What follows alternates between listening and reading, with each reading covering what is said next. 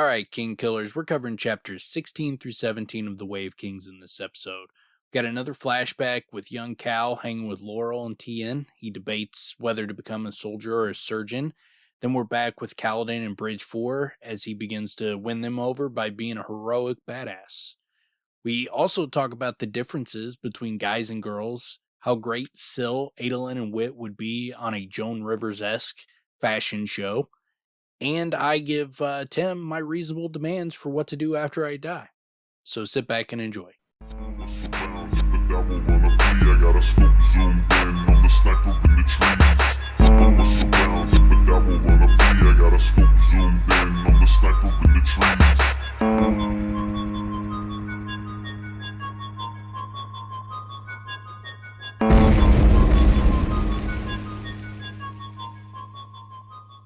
All right, welcome back to the King Killer Podcast. I'm Dan. Got with me Wrong Face Tim. What's going on, Wrong Face? Wrong face.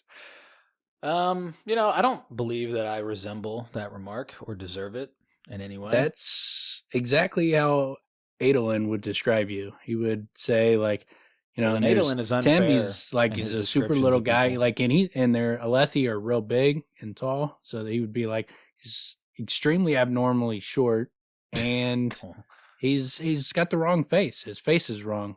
It seems like Adolin thinks everybody has the wrong, or at least wrong features in some way, shape, or form. But yeah, I don't remember the exact description he gives of Dalinar, but now I picture Dalinar, his body is like a pack of smokes. He's like he's box. got a block head and wrong nose. Does he have the wrong nose? There's more than one person. Somebody has an unfortunate nose, I think, or something like that. He talks about Elhokar had a pronounced nose or something like that, a pronounced face with a distinguished nose. I can't remember. He says something about Elhokar's nose as well. I wonder if that was a compliment. I don't know. The way he says it, you can't tell if it's a compliment or if it's a diss. Like, I mean, it's like, what's I don't know if he's saying that as being nice or if he's like taking a shot at Elhokar's looks. There seems to be a mix of both. Adolin thinks everyone's ugly but him, except for like one person. I think he said Amaram is sort of he describes him in a way that, I don't know, not necessarily handsome, but describes him in a way that he's better looking than a lot of other people. Not as good as looking as Adolin, but still, fair, whatever. But I think Sanderson is a bigger part of this, because some of the other characters, when the narrator is describing, the narrator's not Adolin, there's still unfortunate features and bulbous and all that type of shit. Well, that the bulbous, like most of the bad ones are when you're in Adolin's head. Like you get some where you're like when Dalinar describes Sadeas, he doesn't describe him, as like this bulbous reddish face. Like Adolin clearly thinks he's focused on as he looks ugly, and Dalinar like doesn't describe him that way, and Kaladin doesn't describe him that way. Well, Kaladin describes him in a way that you would easily dislike him, but it's more pompous. Yeah. Yeah. Yeah, it's more his personality than his actual looks. Which is worse, to have an ugly personality and an ugly face? Yeah. Yeah. Well, no, yeah, I'm asking. Oh, which one's worse? What is worse? Man, I don't know. You reacted like it was obvious. You reacted like it was obvious. I thought you were saying like, it'd be bad to have, an ugly face and an ugly personality. Well, yes, that clearly. And I was like, that would fucking suck. Luckily, thankfully, I was blessed in both areas, so never had to deal with any of that. But yeah, it would be rough to not have one or both. I think it'd be. I think it's much more likely that people with a ugly face would be more likely to have a more fortunate personality. Compensation basically. Or you would hope so. Like, I mean, you got to have at least one. can't I be, That's a you're good point. you're not attractive and you're terrible to be around.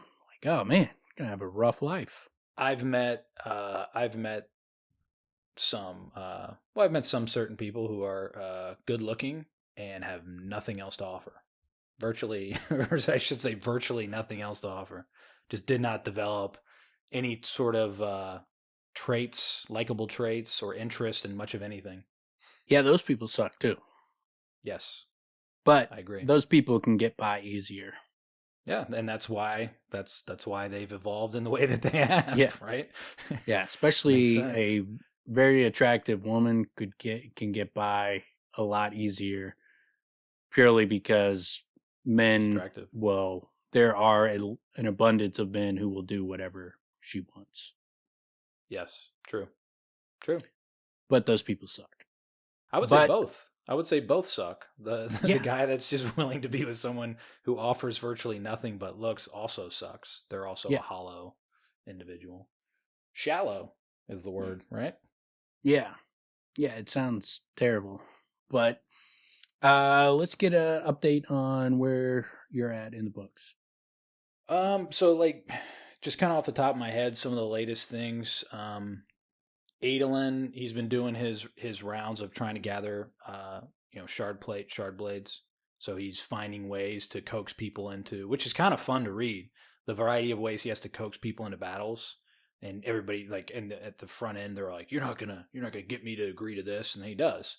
And it's always fucking the same prideful bullshit, or for the most degree. But he also throws out huge wagers where they stand to gain a tremendous amount of shard plate and shard blade.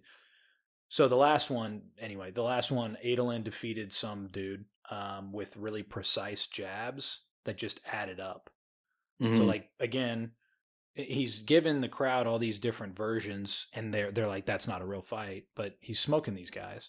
Yeah. And in this case, he's not going after what could be the death kill. Instead, he's stabbing here, stabbing there, and gradually the plate gives way because he's basically drained it of all the Stormlight, and so it just became a heavy, unmovable mess for the guy. And he won.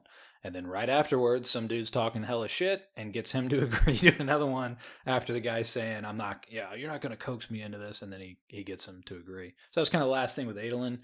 That was one of the last things that I remember. Shallan, disguised isn't really the right word, but she's been taking on form of other people.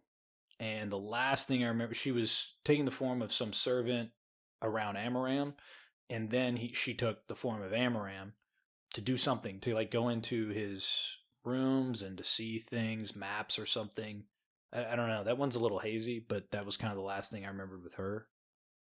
And Kaladin is learning how to lash. He's getting quite good at it. He's like in the chasm with Syl, and he's getting... It's really cool to read because now we get to... I mean, that starts off, man. I don't know if that's the first chapter or the second chapter of the first book where Zath is doing that shit. That's why I was sold so quick when gravity's being contorted. It's so great. And to read Kaladin like trying to use it, and then at first being quite humbled, but then starting to figure it out, and even gets to the point where he's like basically floating. Yeah, it's like a form of flying. It's fucking really cool.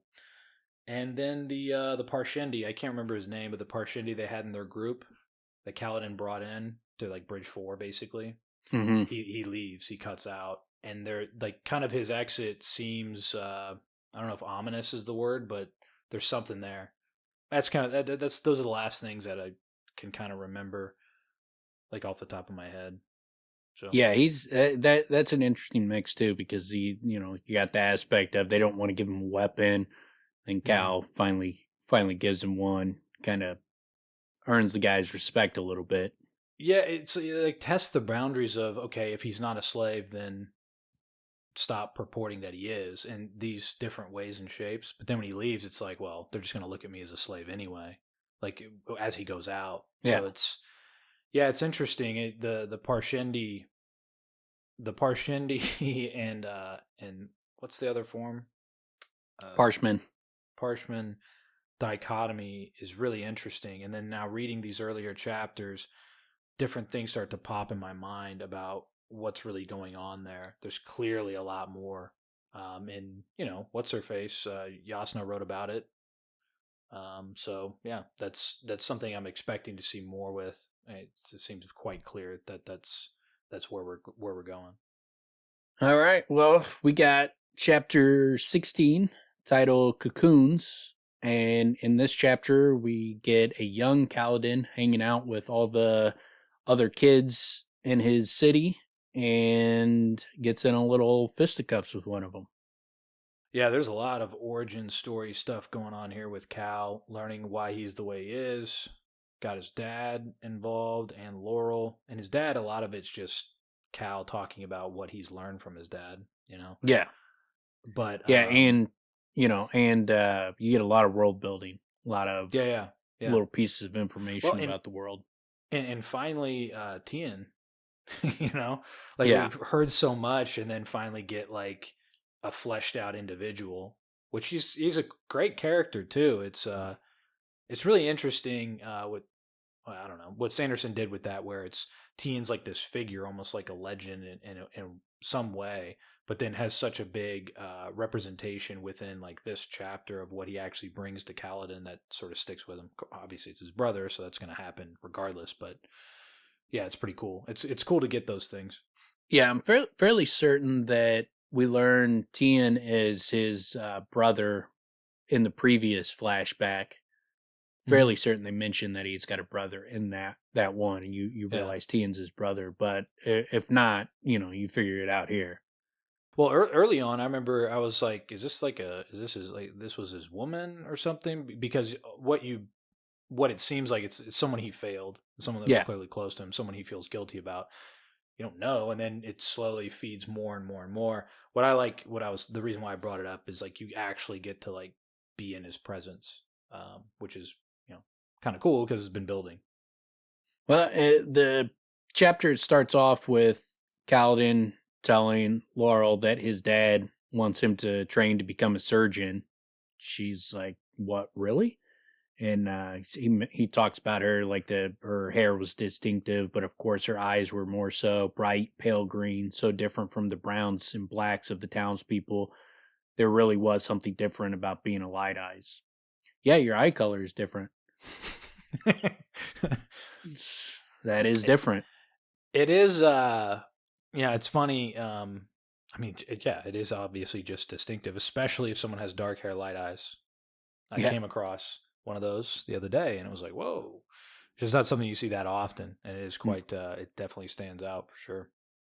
Yeah, and so like they're the only Light Eyes in the town, like her and her dad. I mean, they're the only two Light Eyes. Everybody else is old brown eyes, old poop eyes. But now, as much as that does stand out, even in our world, it would be very odd if I saw one and I was like, I had to like, go on my knees all of you know what I'm saying? Like, like that sort of difference in elevating status. That's a bit extreme, but they have their caste system, I guess.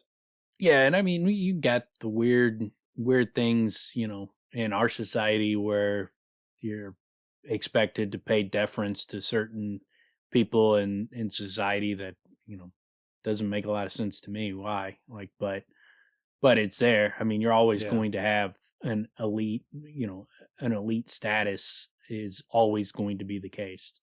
There's never going to be a time when everybody we're not robots. There's always going to be people that stand out. There's going to be Michael Jordans of the world and that are elite at something or are in a powerful position. Yeah, I was gonna say that's more admiration for ability. There's also the power positions where it's like bestowed upon. Yeah, right? It's like just part of society and how it functions. Where there's people just are wrapped with, oh, did you see or whatever? I don't know. People get all excited because someone's gonna drive down the street. When I'm just like, man, that's traffic. What the fuck? Yeah. Get this guy out of here, man. Why is he got to come here? But then we get, Kaladin going, yes, really. He's been talking about it for a couple years now. And she's, goes, you didn't tell me. and you start to get this dynamic between her and Cal where she's obviously interested in him. He's interested in her, but Mm-hmm. he's completely oblivious to what she's, the subtle way she's trying to, hit on him and Mm-hmm. let it be known that she wants to be with him. Yeah, there's quite a bit throughout the chapter where you're finding she's growing up as a woman, and he's not seeing the hints. Like there's a couple parts where I can remember certain aspects of that where it's like, oh, like how you're well, we'll get to that, but it does seem like and then we get other flashback chapters where it seems like in a way they just grew up together, right, and they were together from the beginning, and it almost seems like this was what they both expected. But that's why it's a little bit odd that she kind of there's a little bit of betrayal here where she just jets on him, and then like when he's down and out, when he gets fucking Yeah, we'll go through but all that stuff. That's the end of the chapter. But also that she kind of does later, right? She kind of like I don't know. There's a part where I don't remember exactly. He's in like some sort of situation where some dude's talking shit to him, and she just fucking acts like she doesn't even know him. You know what I'm saying? yeah, Like a later chapter. yeah, for So sure. I mean, well, that's way later. But yeah, I mean, at that point, she's in a different stratosphere than him, and for her to be with that kid, she can't, be being make it known that she liked Cal or that they were once to linked towards each other, that there was any potential. She couldn't be like real friendly with this guy when he's looking down on Cal and thinking he's beneath Cal's way beneath him. If she was to react in a negative way towards that kid, then he's going to throw her aside. And obviously a large portion of what she is looking to accomplish is to link up with someone. And so well, she's and not Light going to, Eyes. and she has limited options. Well, and it seemed, I mean, and there's a big emphasis like where she keeps pushing him towards, well, don't you want to earn that shard blade? Because you can give Yeah. him a Light Eyes, and that whole thing where she's pushing him in that direction to like make this work for us. I don't know. Yeah. And so, in between their conversation, we also get the dark brown polyps would grow like melons filled with grain. After being dried, that grain would feed the entire town and their high prince's armies. The Ardents who passed through town were careful to explain that the calling of a farmer was a noble one of the highest, save for the calling of a soldier. Cal's father whispered under his breath that he saw far more honor in feeding the kingdom than he did in fighting and dying in useless wars. So you get the aspect of the how much of a warlike society it is, where a large portion of what they're doing in the towns is maintaining the ability for the army to continue doing what they're doing, to continue fighting wars. And so they propagandize them propagandize the people in these towns of how noble it is to benefit the people above you, to do what they need you to do. Like, it's so noble for you to go work these fields so that these guys can go fight a war somewhere else. Well, and then they have the war stories, right, where they also propagandize the soldier in itself and that glory on the battlefield and that type of thing. So it Yeah. feeds into those two. It's basically what these kids that aren't in Cal's position, it's either soldier, farmer, and they look at both as being honorable, but they play that sort of that line between them. And I like the fact that Lirin puts kind of a whole nother cog in the, or sort another aspect in that world where he's basically pushing against useless wars. That's an important emphasis that he's not just saying violence; he's saying useless wars. Yeah. He's not just necessarily a. It's very close to a pacifist, but he's not Yeah, that's what I was completely. gonna say. I mean, he himself personally is very much like in his personal life lives a very pacifist life, non-violent, but he does see that in some situations fighting would be necessary, but it's very limited, and he's clearly very anti-war for the most of his views on the world. He's Well, very close to full blown pacifist, but not quite. Well, and especially in the big picture that we get, I guess it's from this and, well, definitely these two chapters of the big, you know, and we got it earlier, I guess, too. Or maybe this is the origin of it of some men kill, some men save, right? No, So, that's in the previous flashback. yeah. Yeah, so I mean, but this is where it kind of plays out, right? Especially in the next chapter where it's like literally Kaladin's making those decisions, but Yeah. it's clearly it's coming from Liren. So that's like the ultimate. That's a huge pacifist question in between those two things, right? Yeah. Yeah. I mean, that's, a huge aspect of their relationship is and in this chapter, the difference between, become the soldier or the surgeon. And that's what he's wrestling with. And which life does he want to go down? Lauren, Really?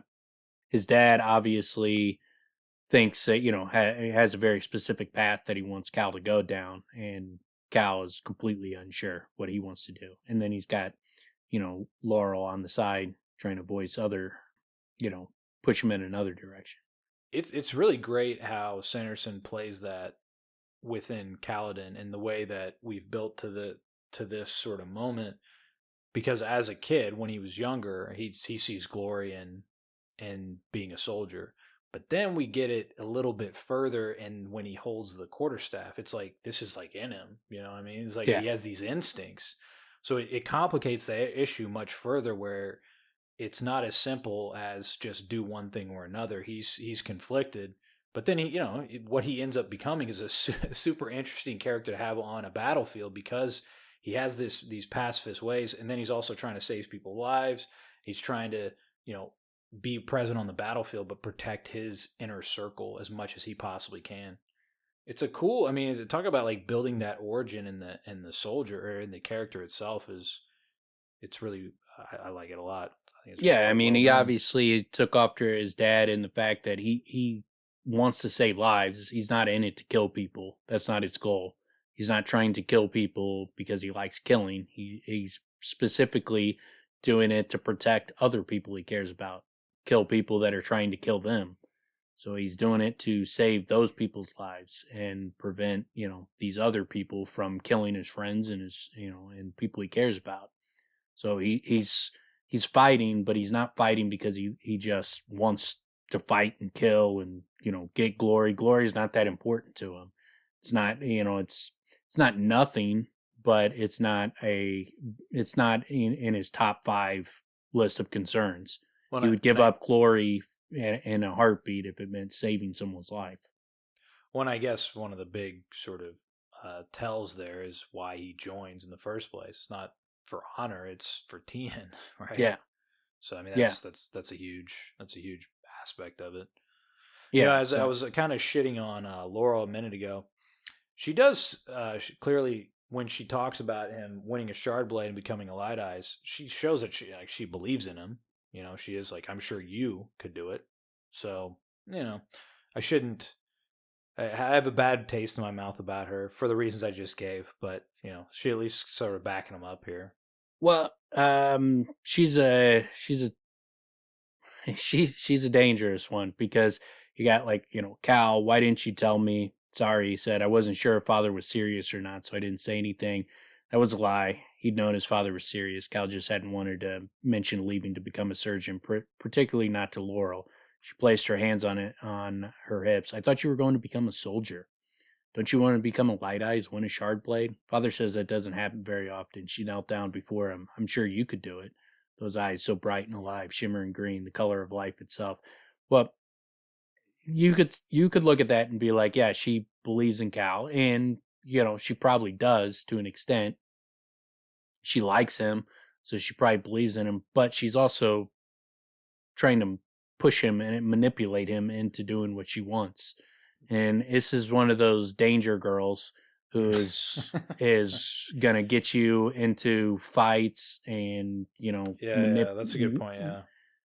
maneuver you into a position where you have to fucking fight to defend her honor, and she likes watching you fight other guys, and it's like, man, this Well, bitch is dangerous. it's interesting. Like even here, there's some nonverbal communication of she placed her hands on her hips as she starts bringing up and then she kneels before him. I'm sure you could do it. Like all that, it's like, she's being flirtatious about it. But then even what you're talking about, she up and brings him down into that circle of dudes who eventually, starts to kick the shit out of him. So, Yeah.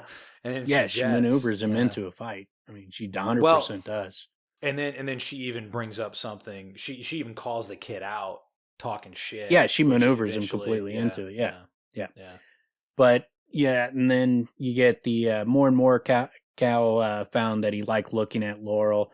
Cal knew logically what was happening to him, so he starts talking about going through puberty, and he's talking about how he understood like the mechanics of it, but he hadn't expected the emotions. And one of the things he talks about is how the emotions also brought on his depression. So whatever chemically changed in him from going through puberty, it also made him susceptible to depression, because it's something he describes as a new emotion, where he's like, other emotions had to do with the strange blanket of melancholy that smothered him at times when he wasn't expecting. So that was something that happened to him, once he went through kind of puberty. And it establishes it as, it's not just like he's had a tough life. Even before then, he was having problems with depression. That verbiage especially is very it's very telling of a depressive state. And there's another moment within these two chapters that reiterates it quite extensively. But yeah, that verbiage especially is like that strange blanket of melancholy that smothered him at times he wasn't expecting. Definitely, I mean, that was the note I made, was depression. So yeah, it's something that's psychologically embedded within him. It seems like like it's not well, we're talking about the origin. This is his sort of origin story. It doesn't seem like he has an emotional scar. It's something that he has in terms of his own, what do you call it, mental makeup, Yeah, it's just brain chemistry is what he's wired to be, be a person that suffers from depression. But and then you throw on the top of the life that he has to live, it's also something that would exacerbate that problem. So he's not living really a life I would say is conducive towards someone who suffers from depression. Well, the life is manic. I mean, it encourages like manic depression, based on experience. But he's also tremendously, able. So it's an interesting dichotomy that flows it back and forth really quite aggressively. Oh yeah, the other verbiage that comes up on the next page. Other times he found it hard to care about anything. His dreary feelings were like a black eel coiled inside of him. And then he sort of looks at a plant and sees it's trying to survive as just like basically pointless. Yeah. So he can be a really dour dude, man. Yeah, he's a big sourpuss sometimes. But like you said, he also has like the justification for it, like a son of a bitch. Yeah. Yeah. Guy suffers from depression that lives a very brutal existence for most of this book. And we also find out from Laurel, it says, "Look," Laurel said, standing up again and climbing atop her rock, her fine yellow dress ruffled in the wind. "One more year, and she'd start wearing a glove on her left hand, the mark of a girl that had entered adolescence. Up, come on, look. In 1 year, that hand becomes the hottest thing on her body. Right now, it's it's just a hand. Right now, it's not even interesting to look at. It's just a left hand. But whoa, man, 1 year from now, that hand is super hot. It would be scandalous to see them finger bones." Yeah, that's definitely funny. Well, but also think of the inactivity, right? So her hand becomes much more supple. Yeah. And once she starts like gloving it up and keeping it gloved up and lotioned up all the time, it starts getting real soft and supple. Yeah, those left hands, man. Once she gets a little bit older. But yeah, so Cal's something to be said for depravity, I guess. Sorry. Yeah. I'm still going on the hand thing. But yeah, Cal's able to look at them knuckle bones, and that's part of when he's going through puberty, that's what's confusing for him, is he's seeing her knuckle bones and she sees her like making fists and stuff, and sees the motion of her hand, and Jesus. he's like, I'm just feeling all these emotions. I do actually. I thought it was kind of funny when they described when Cal describes his father had explained the process of growing with the precision of a surgeon. The idea of like emotion, like going through puberty, just it's a funny thing to think of someone explaining it in that way. Yeah. You know, like, are you talking about like pubic hair? Are you talking about your balls dry? Like, what are we talking about here, man? Like, The I don't want to hair, hear all like this. the voice change, like describing in detail exactly what happens to your vocal cords to cause them to change. You're gonna have a fun time. You're gonna be a little squeaky for a little bit, but Be once you careful. get past the squeaks, you're gonna start to sound like a man. Be very careful around girls with their hands out. Just be very careful. With their hands out? Yeah, that's what he's saying. That would be the warning. Oh yeah, Right? Be very careful. yeah. You might not be able Suddenly to control yourself. that those left hands are gonna become super super interesting to you. Yeah, that's it happens to everybody. I know that once I went through the change, like left hands came pretty sweet. But yeah, and then we get on Cal stayed where he was looking eastward. He wasn't sure how he felt. His father really wanted him to be a surgeon, but he wavered. It wasn't just because of the stories, the excitement, and the wonder of them. He felt that by being a soldier, he could change things, really change them. A part of him dreamed of going to war, of protecting Alethkar, of fighting alongside heroic light eyes, of doing good someplace other than a little town that nobody important ever visited. So part of it is he does want glory, but not in the sense of like I want everybody to fucking worship me. It's like he wants to be a part of something. He wants to feel like he accomplished something with his life. He wants to help people, and he feels like he can't do that in this town. And so part of being like the surgeon of this town, like coming here and replacing his dad, it's not that appealing to him because he feels like that's not accomplishing much. Which is not really the case. I mean, it's an extremely important position. You're saving lives as a surgeon, especially in a town like this where these people would not normally get good care. I mean, you're providing a great service. He is a kid. And that's one of the things that kind of jumped out at me when I read that, is like he's dreaming of being like big and important, and it comes right after she's talking about, we've got a noble heritage. Dark eyes and light eyes alike. Best warriors have always been from Alethkar. And she talks about High Prince Sadeas, Amaram, King Gavilar. So I think that's kind of, at least to me, it was kind of going in that direction of being like this heroic individual. Like, I don't know. I remember when being younger, it's like you're not at least in my mind, what I kind of prioritized was like being this image that people would see forever. And then as you get older, it's just like, that's not that important. Doesn't end up being important to you to be in the limelight, at least not to me. Some people that never goes away, probably, but well, I don't think like Kaladin necessarily wants the limelight. He seems to be a person that wants to accomplish something great, like to do something that helps change the world for the better. He's very idealistic. I don't think he's vain or he's self-indulgent. It's more that he's very idealistic and he wants to do something great. Even if he could do something that changed the world and made it great and did some amazing things, but no one ever knew it was him, I think he'd be perfectly fine with that. Even now, he doesn't seem to be after the glory for himself. It does. I agree with that, because we get those. We get those pieces where like he wants to be in the elite army, the one that takes it serious, how they dress and how they form in lines and all that stuff. He's always looking for that, and he always, even early on, he's like, "Oh, we're going to see it," and then doesn't see it. He's like, well, he's looking for something that's of a higher status, or just striving to be better.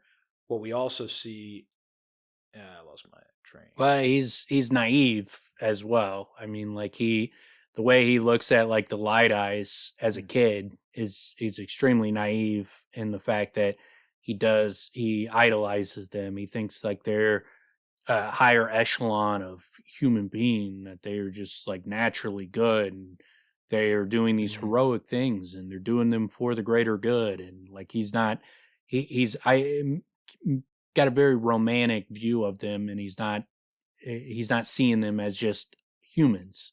They're just people, and people can be corrupt, and they can be good, they can be bad. And so he's putting them on such a high pedestal that he's set himself up to be this person that when he's betrayed by them, it's a much deeper betrayal because of how high a pedestal he's putting them on. It's unrealistic, and he needed to have a more grounded view of the world and of these people that he's not around. If he had a better understanding of that they're just people, then he might not have such animosity towards because it's not just light eyes that are bad people. It doesn't matter what your color is. Yeah. It has nothing to. That's not what's making them good or bad. Yeah. But he's got a very it's kind of a what's the word he's built this stereotype for light eyes that fits with someone who's jaded because of the people didn't live up to the ideal that he built up for them. So he throws them all under the same bus, basically. And what I was going to say, though, also that was kind of escaping my mind is, again, him being young, he wants to travel. He kind of wants to see the world. He wants to, and I remember having that feeling also when you're young. It's like, I feel like I've figured this out, even though you fucking haven't, but you feel like you figure out your own surroundings and what you've been doing, and you want to broaden out your horizons. You want to see more of the world. There's part of that also, I feel like, in what's being discussed here about doing something bigger as well, like where it's just also, well, plus he doesn't know that he wants to be a surgeon. He has those questions in his own mind of what he wants to be. And again, that's something that people in their youth have to wrestle with as well. So it's all sort of accurate to the figure of someone who would be at his age, who also has a lot of abilities and opportunities. Yeah, and except for he doesn't really have a lot of opportunity. He's basically being told you can be a soldier or you can be a surgeon. It's two. And he's like, I don't know if I want to do either of those. Well, those are your fucking options, so pick one. Well, he's got his girls telling him to be a soldier, and his dad's telling him to be a surgeon. So it's a tough.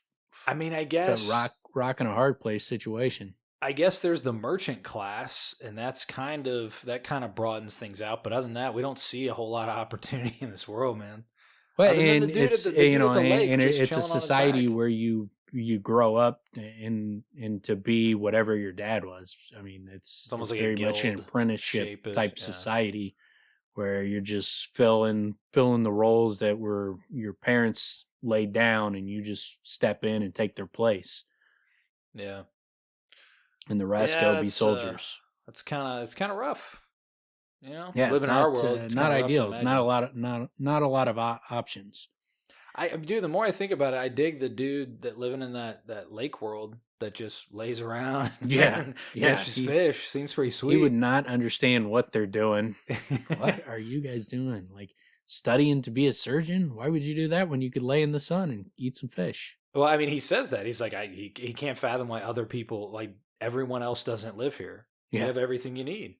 Fish head stew. We got old lady over there that's making stuff. You just bring in the fish. Got the life, man. It's trying to trick you into marriage, but outside of that. yeah, I guess there is that. But yeah, and then we meet Tien, who turns out to be like a little tiny guy, a little runt, a little shrimp. And then and he comes up and he's like, Kaladin, he said, eyes wide, hands cupped together. What are you looking at? Dead weeds, Cal said. Oh, well, you need to see this. What is it? And he shows him a rock, and they pour some water on it. It's got like a cool little symmetrical design. It's a strata of the rock, alternated white, brown, black. The pattern was remarkable, but it's just he hands him a rock, and Kaladin's like, now I'm not sad anymore. Now I feel good. I'm happy. And it's like, that's all it took. Yeah, it's funny, especially Sanderson does a good job of bringing attention to it because Liren just before this is like, I hate when you're like this, like moping around like a little sad sack. Like you suck when you're like this. What's interesting is you see this later on with we've already seen it, but like in his life later on, you see it with Kaladin again, where it's like that youthful innocence, same way with when he was ready to commit suicide, and Syl comes up and gives him the poisonous leaf, and in his mind it was that youth, that innocence, that youthful innocent, like snapped him out of the most depressive state he'd ever been in, Yeah, where he's ready to end it all. And so it's a similar where Syl is kind of filling in for Tien in that vein. Yeah, I was going to mention that it reminds me of that quite a bit. Their back and forth and how, and the reason why I brought up Liren is she even brings it up where it's like, how does he do that? How are you suddenly cheerful? And he's like, I don't know, whatever. But yeah, I mean, that's the thing that clearly Kaladin kind of needs, man. He needs somebody to like bring him out of his doldrums, play a little joke on him. And he's like, all right, I need to stop taking life so fucking serious. Like being a slave in a cage isn't that bad, really. I mean, like we said, and he you gets get his meals. what's funny is he's laying around in the sun. You see like how much the perspective shift, like where he's like looking at that plant and he's like, and it bunches together to save itself from the storm, but it's dead anyway, so what did it matter? Yeah, and then he throws some water on it and it comes back to life. And he's like, hey, now, he turned that frown upside down. It's a good, yeah. It is alive. Look at that. It's a good visual metaphor. Walking on sunshine. All of a sudden, he saw that rock, man. Now he's in a good old mood. Yeah, it's that snarl brush you're talking about is a good visual metaphor too, because he does talk about it in that sense, but then when he hits it with the water, it's even like it was hit with paint, like green paint, like it's instantly alive. Yeah. Which again, you talked about world building before. These little pieces are pretty huge with that polyp that fills up with wheat buds. I like picturing that. Like once I read that, I started picturing it like all over the world, like how they farm. It's not this big open wheat field. It's a bunch of polyps that you open up and it's just filled, and you just boom, like you're able to make bread or what have you that they consume, right? So I like little things like that where it's the high storm is massive, right? Like a lot of these plants, even this little frog-like thing, they evolve due to the high storms, and these things are really sensitive to water. Like things completely change with water and wind, and it's cool. I mean, Sanderson did a really cool sort of thing in bringing those added sort of traits to the world. It makes it stand out quite a bit. After that, they go and get he gets him that little frog-like thing. I don't even know what it would be, but it hops around. Say it sounds like most of the animals are like crustaceans, but this one sounds kind of amphibian, even though it's not. It's kind of like a spider crab frog. Yeah, or for some reason in my mind it was like frog turtle. I don't know why. Maybe because of the crustacean type thing, like it has a shell of some sort. But I like that it's called a lurg. There you go. And it forms in that cocoon where it's watertight inside. It's pretty cool.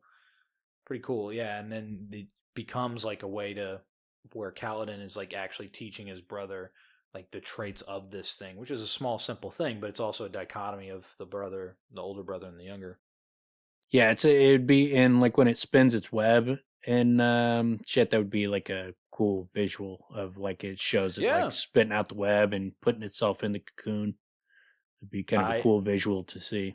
I made that note as well. It's one of those things that like there's many opportunities where if they do a good job, say with a show or a movie, there's many visual opportunities that could really, really stand out. That's supernatural to our world, but still seems like something that's you could conceive of being in an actual reality.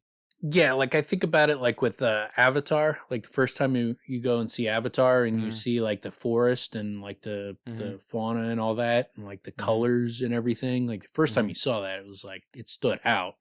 Yeah, It was different. It was way different. Well, I think, man, I think we were also at like this edge of technology where I remember visually it was like, what the, like I hadn't seen anything like it. It almost felt like Matrix in a way, Yeah. where it's like this is a new edge Yeah, of it film. was. I mean, that's why it was such a massive movie, is because it was different. It wasn't Yeah. just like, it was so much more vibrant, and the 3D technology had finally gotten to a point where it was pretty solid, and it actually enhanced the movie instead of being super annoying. Yeah. Which every other 3D movie I'd ever seen did That's a good, not work except until Avatar came. dude. That's a really good point, because I got to the point where I would make sure I was seeing it not in 3D when it was Yeah, offered, because it was just a distraction. It didn't yeah, add anything. It was it was heavy on the distraction versus the adding an element. But yeah, that was one of the few. I remember that specifically there was some plant that they push with a finger and it closes up, and then when it opens up it's like this big fucking huge thing, and you felt like it was like there. Yeah. yeah, Yeah, it was pretty yeah. cool. So like that, but that's when he describes that lurg, and it's like wrapping itself in the cocoon, it puts a good visual image in your head, and just the different plants. It gives me that Avatar feel, more or less, not a jungle, and so it's a more, I have a more everything brown with occasional vibrancy popping up, like a desert that gets rain or something like that. If But it feels like a West Coast to me. Like growing up in the Midwest, you don't. It was weird going camping in California, because it's like, what the like, where's all the green? Because it's all just like rock and clay, and that's what the Shattered Plains feel like to me. That's what a lot of this world feels like, right? yeah, And then that's why it's so interesting when there is vegetation like around the nicer homes, like where Shalon is from, where they have those little enclosed gardens and stuff where you throw water and these things come out, and then if you step towards, they fucking shrink back. But then also the mix of the crustaceans. It's definitely an interesting world he's created here. yeah, and then you get Laurel going back to kind of pressing him on what he's going to do. Keeps kind of jumping back between that. You get like some world building, some introduction of that, and then it jumps back into their conversation in the surgeon versus soldier debate. And it's, what are you going to do if your father tries to send you to Cabranth? I don't know. The surgeons won't take anyone before their 16th weeping, so I've got time to think. The best surgeons and healers trained in Cabranth. Everyone knew that. The city was said to have more hospitals than taverns. Sounds like your father is forcing you to do what he wants, not what you want, Laurel said. Sounds like you're trying to do that, Laurel. Yeah, yeah. Goes back to your Yeah. she's dangerous chick. Yeah. Yeah. And the that's the way everyone does it, Cal said, scratching his head. The other boys don't mind becoming farmers because their fathers were farmers. And Raoul just became the new town carpenter. He didn't mind that it was what his father did. Why should I mind being a surgeon? Laura looked angry. Cal, if you go to war and find a shard blade, then you'd be at Light Eyes. I mean, this is useless. She settled back, folding her arms even more tightly. Like she's clearly, it's a young person's manipulative thing where instead of just talking to him and being real, like she just can't. So she's just trying to be manipulative. And it's not necessarily like she's got ill intentions, but she is trying to maneuver this person and she is being manipulative. It's not a good trait especially when you're trying to manipulate someone and maneuver them into an extremely dangerous proposition. It's like, man, you're super young if you're just like, you got this idealized view. He's going to go and fight a guy with a shard blade and he wins one. And then he'll be Light Eyes and then we can get married and have babies. Like, oh my God, you're young. Whenever I hear a description like that, I always want to see the complete reverse reality of like, she's cheering him on. He walks up, gets stabbed right in the face, and it's over. Yeah. Yeah. And then like, oh, I guess she sees a guy with a shard away. blade and she's like, get him. And he goes running out there and the guy just slices him in half, like straight through his body. I love stuff like that where it's like this romanticized idea and then boom, it's over in an instant. It's like, oh, that's not how the world works? Oh. The horror. Yeah. Yeah, that's well, and again, that ties back to the youth, right? Like, if she was wiser, if she was older, wiser, and trying to manipulate, she'd be much more subtle. She'd come at it from other angles rather than just like, Cal's so young too, and they both got romantic idealized views of the world. I mean, they're both like, I mean, they're the way they talk about going to war and fighting and shit. It's extremely naive, and that's how young people are. Yeah, man. yeah. And so, you know, it's given. part of just they're young. I mean, so it's understandable that they would be this way, but she doesn't need to be subtle because he's not picking up on even when it's blatantly clear to anybody reading the book. He's not able to pick up on it because he's oblivious. So, you know, her subtlety at that point, you know, that's one of those things where it's like, if you're being subtle with someone and they're not picking up on your hints, don't get mad at them because they didn't pick up your subtlety. Be less subtle, or don't be subtle at all. Yeah. Just come out and say whatever it is. You don't get to be subtle and then get mad that someone didn't catch your hints. Man, dude, what you just described is what so many men struggle with in their relationships with women. Especially and actually this is like the page before, we didn't talk about it, but she tries to she basically puts her hand out for Cal to help her across the rocks, and she's like, what is it? He's like, what are you doing? And she's like, you're gonna help me. And she's like, he goes, you're a better climber than me or Tien. You don't need my help. She's like, you're being a gentleman, stupid. It's like, what the hell are you talking about? Like, he's not getting it yet, right? So she's going down that road of like, what do you call that? Courting. She's wanting him to court her, and he's not picking up on that. She wants him to become a Light Eyes and then to marry her and for them to be together. Yeah. And so she's like wanting to, she's trying to maneuver him into a position where he can become a higher status person that is able to marry her. That's why she wants him to become a Light Eyes, so that they're on the same level station and they can get married without it being, you know, an issue of a Light Eyes marrying a Dark Eyes. And she wants him, to grow as a person, be a chivalrous man. She's looking for him to be a man and to court her and to go after her and to pursue her. And he's not picking up on that at all. And she's just trying to be manipulative and be subtle about it, and then getting mad at him for not getting it. But yeah, I've had that happen to me numerous times with girls I've dated, where I've never had a situation where one of my friends has been mad at me where I didn't understand where the beef was. But I've had situations where, like, out of nowhere, I'm in a fight that I had no idea was even bubbling up. I did not understand where it came from. And it was like, man, you've been stewing over some shit. Like, you didn't fucking tell me at all. You didn't explain this to me at all. That there was some danger brewing underneath here, that there was just this simmering anger that was just boiling up inside of you, and then you just waited until you couldn't take it anymore, and then unleashed it, where it's like, man, I missed like the first 5 steps of this fight. You should have known. Yeah. That's what it comes down to. You should have picked up on it. Yeah. Or you could say something. There's also that. The less or bringing this to a boil, and then the less dramatic one, where it's a clear difference between guys and girls, I would get with girls like, where do you want to go get something to eat? Yeah, I'm hungry. Let's go. And then like, where do you want to go? I'm like, I don't know. You pick. Okay, let's go here. Like, I don't want to go there. Okay, let's go here. I don't want to go there. Like, okay, you pick. I don't know. You pick. I want you to pick. It's like, oh, you motherfucker.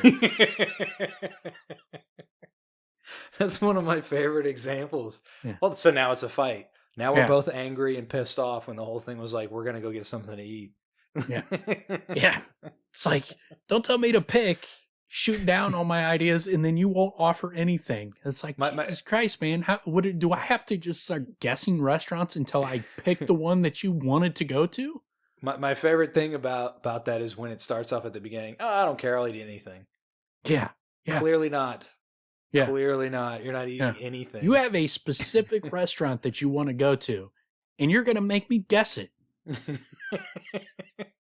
Well, I just don't know it until I hear it. I need you to say it. I need you to describe it. Yeah, those are fun. Those are fun, Yeah. fun games. Yeah. Yeah, it's something that it's happened in every relationship I've been in, so it's just a difference between guys and girls. Oh man, it's one of those ones where it can be annoying when you've developed a little bit of a comfort level with someone and you're past the honeymoon phase and like suddenly a lot of the things aren't cute anymore, and that's just annoying. You know, now that you mention it, I kind of want to do that, like with a friend, just to see what happens. Be like, are you fucking kidding me right now? With a friend, your friend would just be like, dude, no, I'm going here then. Like, I don't care what you do. You don't have to fucking eat. No, that's what I mean. Like, how far? I'll be at the bar. If you want to go, cool. If not, I don't give a shit. I'm saying, I wonder how far it goes before it's like, no, fuck this. What is this? That's how far it would go. Be like, hey, man, you want to go grab some food? Yeah. Like, let's go here. Like, I don't want to go here. Like, okay, where do you want to go? Like, I don't know. You pick. Fuck you. All right, I'm going there. Yeah, I'm going the first place. I'm going to the place I picked first. I'm going to go there. If I never see you again, I'll be okay with it. Yeah. Yeah, we don't have to be friends. Our friendship is not that important to me. See, all over the meal. That's all it takes. Point of indecision. But yeah, and so then she sees that the boys down there are, they're playing their little game, and so she kind of maneuvers him into it. Into going down there. He's like, what's going on down there? And she's like, oh, let's go fucking see. And it's clear that she was maneuvering him into it. It wasn't just like a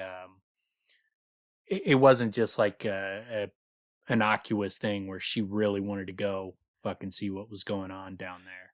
But before that, I don't know if there's any significance to it, but I did want to ask because I'm still kind of learning about this world. He talks about like, I'd be okay with fighting and winning honor and all that, but mostly I'd like to travel. He mentions Ral Alorum, the City of Shadows. What else? Kurth, City of Lightning. Do any of those? I mean, I don't know if there's any significant in any of them, but these are the first mentions I've heard of any of those.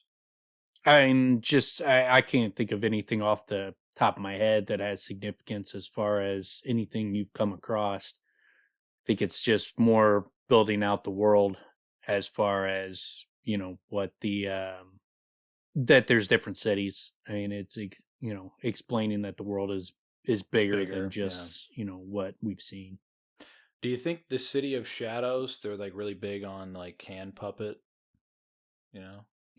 Shadowgraphy. They're known as the hand puppet people. And Brahmani, yeah, that's how you say it. Yeah, yeah. So it's just big land of communicating through, little rabbits, little rabbit faces. And then also too, one of the things we get mentioned is that before they head down to that crew, Cal smiled and lifted the flask and drank. This was cool, clean water, which had already had the creme settled out. Creme, the sludgy brown material that fell with rainwater, could make a man sick. Everybody knew that. Not just surgeons. You always let water sit for a day, then pour it off the fresh water on top and use the creme to make pottery. Yeah, so that interests me because, he had looked out towards the origin of storms. And so the origin of storms is like their belief in where the high storm originates. So, that the high storm originates here, then it rolls through everything. And then, it comes back from this origin point. So that's when they say the origin of storms, that's what they mean. Where does the high storm start? Where does it originate? That's what they're talking about. And the implication is it's a same place every time? Yes. Okay. That it's a specific location that it originates at. And then there's also lore that there's a storm a Voidbringer storm that originates from the West Coast. But I think, that they're probably talking about the same one. It's just whether you go to it from the west or the east. the other side, It's still a sphere, so you're just running into it from the other side. Mhm. But there's origin stories for where the storms originate at a specific spot. And what interests me about it is they talk about the Krim falling from the sky and falling with the rain. And I'm curious whether is that part of just the nature of a storm going through and collecting Krim up in the hurricane weather Redepositing it. and just throwing it with the water. But you would think if it was just that, then they wouldn't describe it as it falls with the rain. Because so would the debris, so would the rocks, and the sand and all that kind of stuff. That would also fall with the rain. It wouldn't just be like you don't drink the water because of the Krim. It'd be like you don't drink the water because of all the shit that the storm brings with it, collects with it. So what you're saying then, that would imply that the Krim comes from the origin. It comes with the rainwater from the origin. That's my question. Is the Krim being deposited, picked up and thrown with the storm, or is the Krim originating from the storm, or could it be like there's a thing called perpendicularities?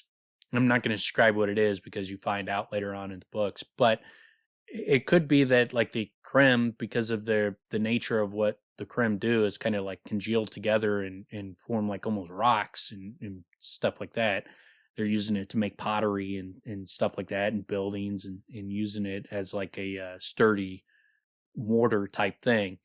Could be that like the Krim congeals around a perpendicularity and starts to block it up where the perpendicularity ejects it out, and the high storm is that process of clearing it out of the perpendicularity. It could be something. I'm not saying that's what it is or that's what I think it is. I'm just thinking of like what could be the reason why. What could be the other? Yeah, what are other ways that the Krim could be involved with high storms beyond it just being part of the sand and debris that's picked up and tossed around? So what you're basically saying, it could be coming from the origin, or with what you're saying about perpendicularity, it could be sitting as deposits somewhere, and the high storm brings it up. Yeah, and then deposits it. Yeah, that's what I'm curious because, and also too, the Krim is heaviest on the East Coast, which it like that doesn't necessarily. There could be two explanations. One, it could be because the storm is bringing the Krim, and so even like these parts that are on the East Coast, it's not that the Krim is being picked up and thrown around.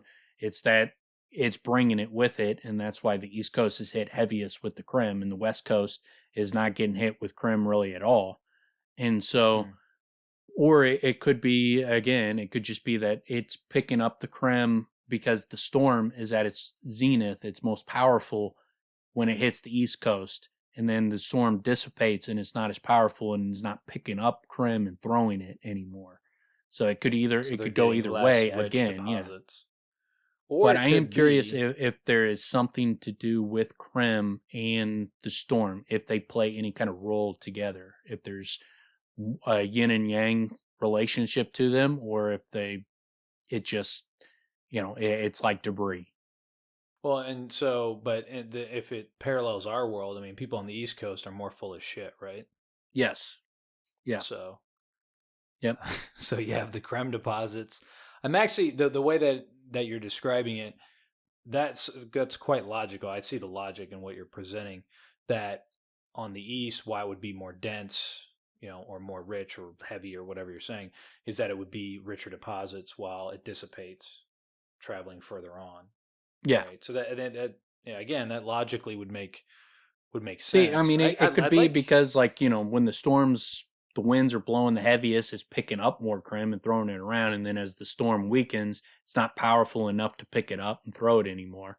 So it's it's not spreading it. Or it could just be that it's as it's going across the land, it's depositing the Krim, and then eventually it's depleted. There is no more Krim to deposit anymore as the storm goes on.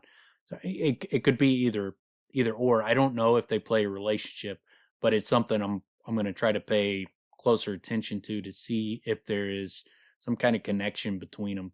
Just because of the way he describes that, it's like, why is there a focus on Krem? Like he's talking about, Cal smiled and lifted the flask and drank. This was cool, clean water, which had already had the Krem settled out. Like Krem, the sludgy brown material that fell with rainwater. Why? Why does it fall with rainwater? Mm-hmm. He doesn't describe it as it falls with the high storms. He describes it as it falls with, rainwater. Like why? What is going on? What is Krem? Exactly. Well, it's it does come up quite a bit after this because it's used in so many different things as you described. It's a really cool world building element to give us here, like being able to picture the water sitting and then that you separate it, and then all the utility of the creme from that point, all the different things that you could use it for. If you can make pottery from it, your mind can go all these different places of what it could be used for. So yeah, I mean that in itself is an interesting touch. But yeah, I guess that's a big thing when trying to figure out how this world actually function. And twice in this chapter they talk about the origin, which kind of jumped out at me because, it's not something that is in the forefront of my mind, but high storms are such a big part of this world. I mean, everyone in this world shapes their life around the high storms. They have to. Yeah. Yeah, I mean we see it here too, as far as like how much the high storms play a role in their lives, from the way the city is built, the way the houses are built, where all the doors and the windows and everything face the other way.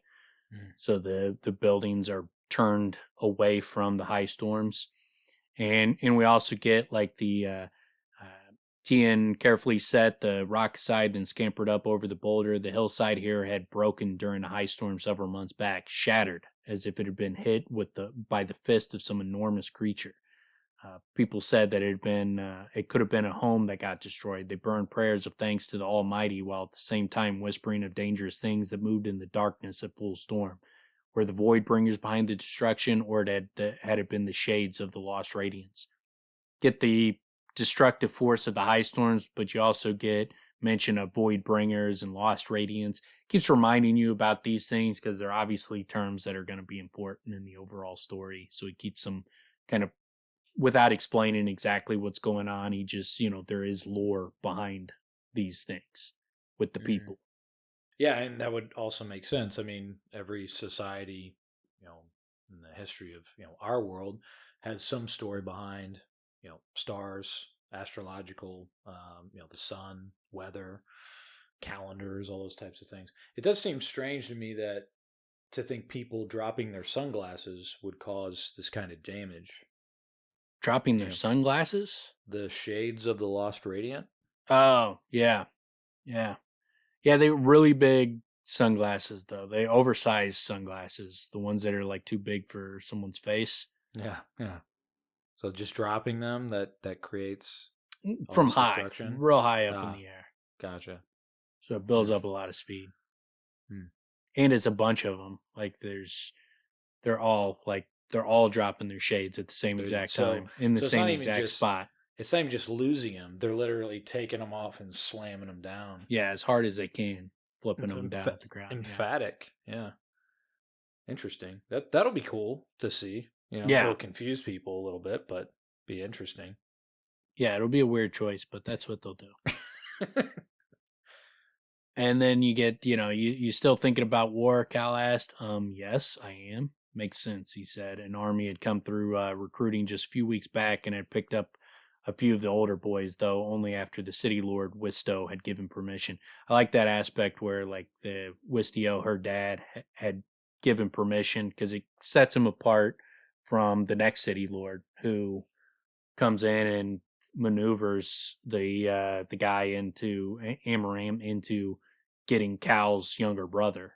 Yeah, out of like spite, right? Yeah, he's a complete piece of crap versus Wistio, who seems like a pretty decent dude. And then Cal looked eastward. What sent the storms? His father said no ship had ever sailed from the origin of storms and returned safely. Few ships ever ever even left the coast, being caught on the open sea during a storm meant death, so the story said. So you get that origin of storms. And then you find out it's I liked it too when he talks about the warming season. Yeah. And they kind of go through the process of how they got to get these worms out with sugar. They pull them out, they step on them, kill them, and it's just like a little painstaking process that they got to go through. Does he does a lot of good interesting world building where you kind of get a little bit of a feel for like the everyday life of the average person, because you're not going to get a lot of them in the story, because you're dealing with Kaladin and Dalinar and Adolin. They're not regular people, so you get a little bit of a taste of it in Kaladin's backstory. Yeah, he does. This is like really, really memorable for me, because he even goes as far as saying, if you don't do this, basically you can open up the polyp expecting wheat, and instead it's just filled with a giant slug who's been eating the fucking growth, inside the polyp this entire time. I also like the idea of you stick in the thing with sugar, and then it attaches to it, you pull it out, you squish it with your heel, and then you patch the hole with creme. Another use of creme. Yeah. Yeah. Yeah, it's used a lot. So it's and the fact that it is so useful, I'm curious if what if there's any kind of significance to it, as far as if it's a gift for the people, or if it's just a natural part of their world, if there is something more to it, if there's some kind of magical aspect to it, or a gift from the gods, so to speak, or if it's just a natural part of their world. I'd be real curious. I'd like to ask Sanderson just to kind of get clarification on it, but until I do, I've asked on Reddit and didn't get really much of an answer, so I'd be curious to see if we discover more as we kind of keep going along and digging further into it, if there's more to it than necessarily you would think just off the surface. But yeah, I mean, again, it doesn't seem likely it's just getting thrown around as debris, right? Because why does it come in the rain? Like, why does it come with the rain? Like, it comes with the rainfall, because I understand where the rain comes from. Mm-hmm. That's like the water evaporates and then rains down on you. Yeah. And so, like, I get why would this stuff fall from the rain? Well, and the idea that but also he describes it as like with the rainfall. He doesn't say it comes with the high storm. He says it comes with the rainfall. Like, it could mean that it comes with the high storms, and it is the case that it's just like debris getting sifted around, and it's just on the ground and it just gets picked up. But it doesn't sound like that. Well, it's also important also that he says fell with rainwater, because you could just say, well, it's just there and it's dry. Once it's wet, it's like dirt and mud, right? Once it's wet, it's activated. But in this case, it falls with rainwater, so it's not that way. It's not just sitting there dormant and then activates. Yeah. So I'm curious if there's something more to it, but I don't know. It could just be that it's just part of their world. I just thought of a great twist to do for the show. Is what you do is the creme that is so useful in this world is actually in people's hair. So when it rains, it gets all activated and their hair gets all curly and like frothy. And then when they're shaking their head, shaking the rain out of their hair, the creme goes flying out. Yeah. It's all dandruff. Well, dandruff that gets activated once water gets on it, and they never take showers, so they never discover it. I was more thinking it becomes like mousse, right? It's just rainwater instead of just regular water you shower with. There's something special about the rainwater in your dandruff that makes creme. Activates. Yeah. And then you squeeze your fucking locks out, then you just have it in your hands, then you spread it on a fucking brick. You think they would have figured that out, that it was coming off of them, but maybe not. Maybe it's they did not guess. And it'd be weird that they're finding it outside, because they're not hanging out in the high storms. Yeah, exactly. That's why standing takes a out while there to getting figure this out. Yeah. Yeah. Again, I think just for the visual element, do the twist. Instead of having it come from the origin or falling from the sky, have it in people's hair. Be a weird twist. It would definitely be a twist. Yeah, I mean, we had the guys taking off their shard plate wearing teddies. Yeah, but that's in the text. That's not even a twist. No, but I'm saying they're standing there in their teddies after battle. Then rainwater comes down, and they have moose coming out. Oh yeah. They go out like once the storm has calmed down. They're all like out there, fucking Whipping throwing soap at each other, and got big soapy sponges. They're hitting each other with them out there in their teddies. All these jack dudes. What is this show? This is the weirdest show ever. Immediately, like, turning off tons of people from, like, what is this? And this is not true to the books. There's, like, at sometimes, like, I get this, like, Game of Thrones, Lord of the Rings, Wheel of Time feel. It's like this epic fantasy. And then other times it's like I'm watching, like, some Skinamax fucking weird, like, the movies about like the car wash, Cinemax car wash movie where they're bikini like car wash. Yeah. So there's these jack dudes wearing teddies throwing sponges at each other. So very, very strange. Or Cool Hand Luke. Remember that scene, Cool Hand Luke? Yeah. But yeah, and then she does try to maneuver him into the fight. And he's like, "Why aren't they worming?" "I don't know," Laurel said, shifting her attention to the boy. She got an odd look in her eyes. "Let's go see." The odd look in the eyes is what gives it away that this is an intentional maneuver by her to maneuver him into a fight. And then so she goes and sits down, brings him down there, doesn't go talking to him, just kind of sits up there, posts up. Cal goes up to the boy. He's like, "Hi, hoi, Jost. Whatever his name is." Jost? Yeah, I guess Jost. And Jost was nearly a man. He's definitely already went through puberty. And he's a pretty big dude. And Cal asks him, "Why aren't you warming?" And then it kind of brings up like how there's a little bit of animosity between the groups because while they're out there doing this work of warming and working the farms, working the fields, Cal gets to sit inside and just relax, put up his feet and get pampered and fruit thrown at him. Okay, that's the way they see it. But, it's not all like that, but yeah. No, he's cracking the books and he's basically going to school. But it's separating him. I mean, he's getting to go to school while they're out in the fields. And so like he can talk about like, "Oh, you don't get it. Like I have to work hard." And it's like, yeah, they don't. But I've done hard manual labor and I've gone to school and I can tell you one is much easier. Yes. Yeah, your back doesn't hurt from studying. Yeah. Well, and I'm talking about you can put me in like the most pain. mentally demanding class and it is not as hard as real physical manual labor. Yeah, moving furniture. Yeah, that is much more difficult. But and then also a young man's game. As you age, this is no joke, man. Like you eventually blow out a fucking hernia and then your back and oh Jesus. I don't know how people do it as they get older. Well, I know how, but they should have moved on. At least I would say that's something to strive for. Something worth. So I'm kind of with the boys on the when Cal's like, "You don't get it." And it's like, "Yeah, dude, we get it." It's like, okay, yeah, it's not easy.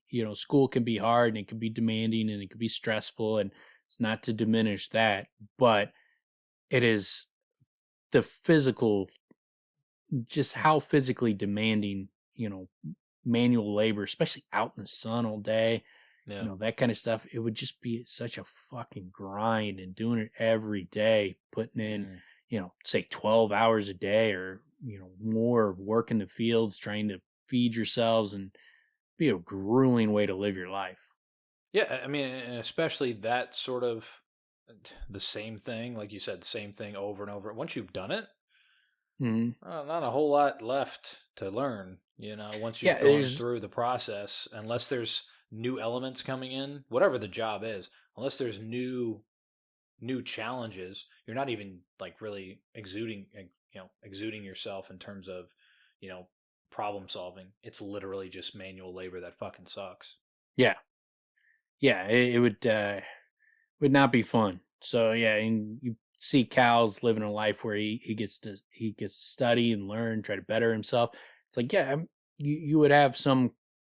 There would be a difference. There would be a clear separation between the two, and I've seen it. Like when you're working with, in a high manual labor position, when the way that a lot of those guys view people that are working, you know, more white collar jobs, there's a very clear distinction between the two groups as far as they see each other, and they both see each other very as different groups. They don't like, it's not like we're just working different jobs and we go hang out after work, and no, there's a clear delineation between the two groups. I also like how it looks here, like the optics of the situation. He comes down with a pretty girl who's just chilling in her yellow dress. He's in his new trousers. Yeah.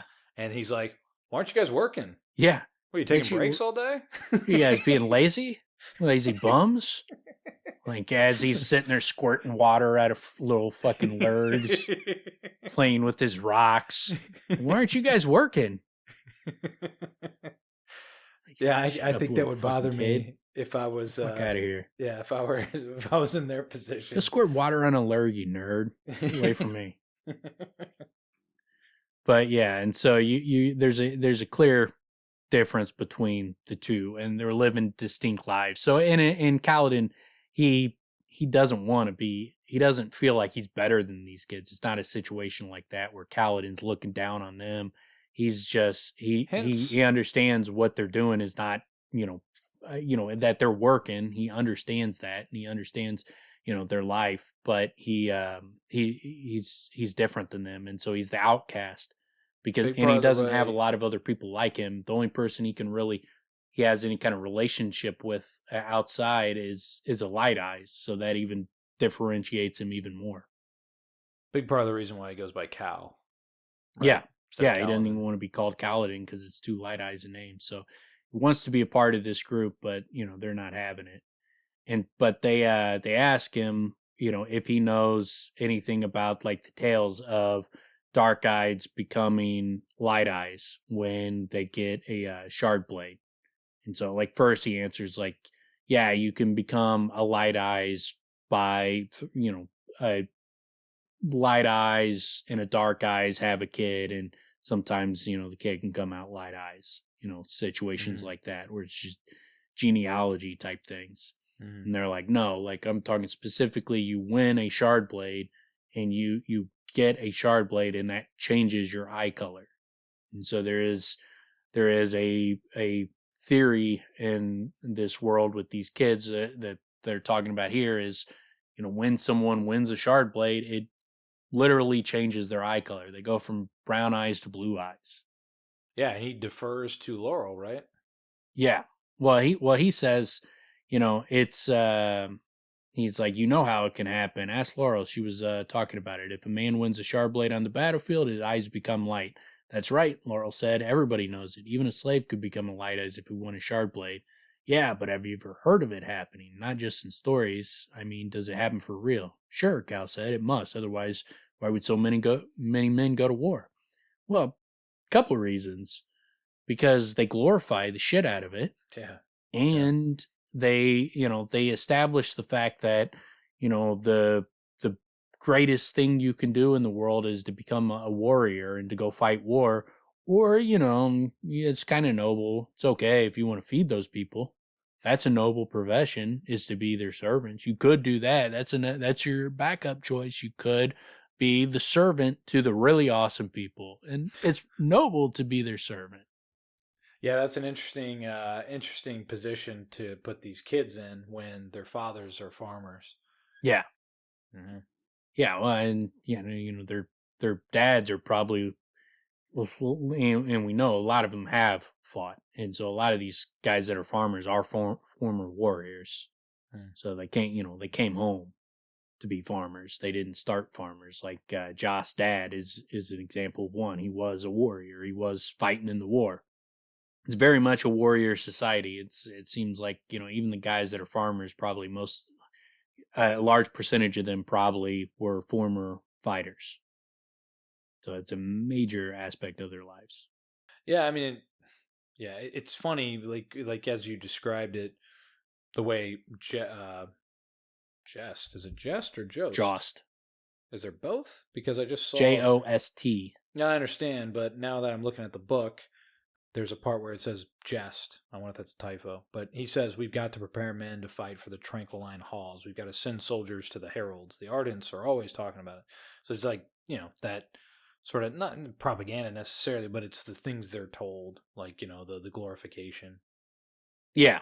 Yeah. I mean, that's the propaganda. And yeah. He's like, my father's a farmer and he's right good at it. It's a noble calling. All your fathers are farmers. I do like that aspect because we've talked about like when they be less articulate, or there'd be delineations between the different dialects. Like they wouldn't all talk the same. They would use different slang, and there would be clear delineations between people who are going to school, learning how to read and write, and especially there would be massive differences between the women and the men. They would not talk the same way. It's like, especially the women and men. Yeah. Like I posted a meme just kind of making a joke about that, and I was like, a lot of the people were coming back like, you can be articulate without reading. It's like, yes, you can, but it does have an impact. Being able to read and write will adjust your vocabulary, and your ability to articulate yourself will improve by reading and writing. So if there is one segment of society that reads and writes and goes to school and learns these kind of things, and then you have another group that are farmers that are working the fields all day and they're not studying, they're not going to school, they're not learning, they're fucking grinding, and then or they're fighting in wars. Like there would be a massive difference between a kid like Jost and a kid like Kaladin. They would have massive distinctions. We get a perfect example where basically Cal big leagues Jost, where he's like, they go back and forth about like the dispute, and he says, well, he just might have some trauma-induced hallucinations or something like that. Yeah. Where it's like, you always got to make people feel stupid, don't you? Yeah. Or it's like his big book learning, he's talking in a way that he knows what these words are. He can describe what he's trying to say in an articulate way. That's going to come from reading. It's not going to come as much from listening. You can get some of that, but yes, but this was a really good example of what I've talked about in those previous episodes. What we've talked about is like this is the kind of stuff I would expect to happen more frequently in the books. It's like there's a clear difference between the way Joss talks and the way these kids talk and the way Cal talks. There's and now I wouldn't want a book where that was like I'm glad it's in here. I like that there's some kind of nod paid towards the fact that there would be differences.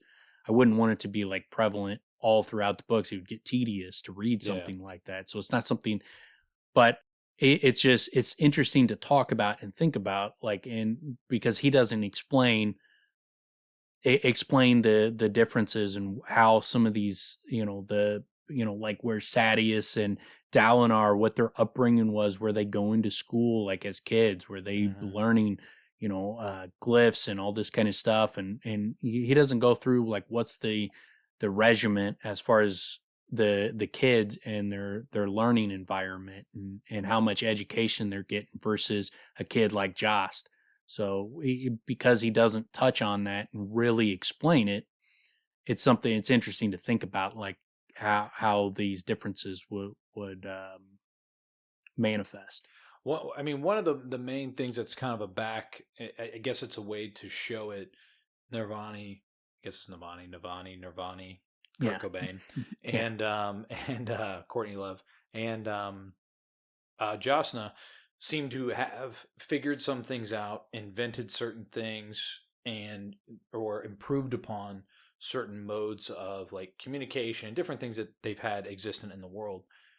So that does give a little bit of separation there, but I agree with you. You would see it. It almost feels like you would see it more in their modes of communication, just literally the words they're using, their ability versus others. Although also same time, they could be like in the terms of like an ardent, or you see this sometimes with priest and whatnot. They have access to these words, but what they're looking to do is communicate to everyone the best they can. So I don't want to say they're dumbing it down, but they are in a way, channeling the communication to be able to communicate to the individual and not try to big league or highbrow people, Yeah. with using too much, terminology that's not familiar. Right. Yeah. But Yeah. I And it's not appreciate what you're yeah, pointing it's out not a because I don't question want too of like, much. would they be intelligent or stupid? Because that's not, I'm not talking about intelligence. I mean, like, I'm talking like if you're grow up in a specific environment, it's going to have effects on you and the way you talk, the way you think, the way you act. And there's such a dramatic dichotomy between the different groups of people that you would expect there to be dramatic differences between the way they talk and the way they think and the words they use, how they articulate themselves. Like, you would expect that. I don't need that in the story. It wouldn't make the story better if that was in there. It doesn't need to be the focus. Just it's just something that's interesting to think about because of how dramatically different the world is compared to ours. Mm-hmm. Well, and then when that's the balance of realism, right? And then but still having the book itself be enjoyable on certain aspects. You want to go super realistic, then it's going to be, like you said, tedious and more distracting. Right? Yeah. When you paint it as so vastly different. I Well, like it's it kind to of be like a good balance, when you read the bumpkin in King Killer Chronicles in the Mm-hmm. Woods, like Mm-hmm. and you hear the way he talks and you're reading that. If there was a lot of that in the book, I'd be like, nope. Like, because it's hard to read. It's like, you're like rereading it. It's like, what is he saying? Like, I don't understand like what I'm reading. And It works. and It works so it pretty works well, because but it works because of the, it's one it's character in not, one it's chapter. one character. Yeah, exactly. It's not a long process, but if it was happening over and over again, there's a ton of that, it would get distracting. I would also say, as much as I like, well, I know we're still following the same example, but like Puppet's a great character. It's one chapter. If he was in every third chapter, it would become a little bit much. Yeah. Just in terms of the visual representation of what's going on.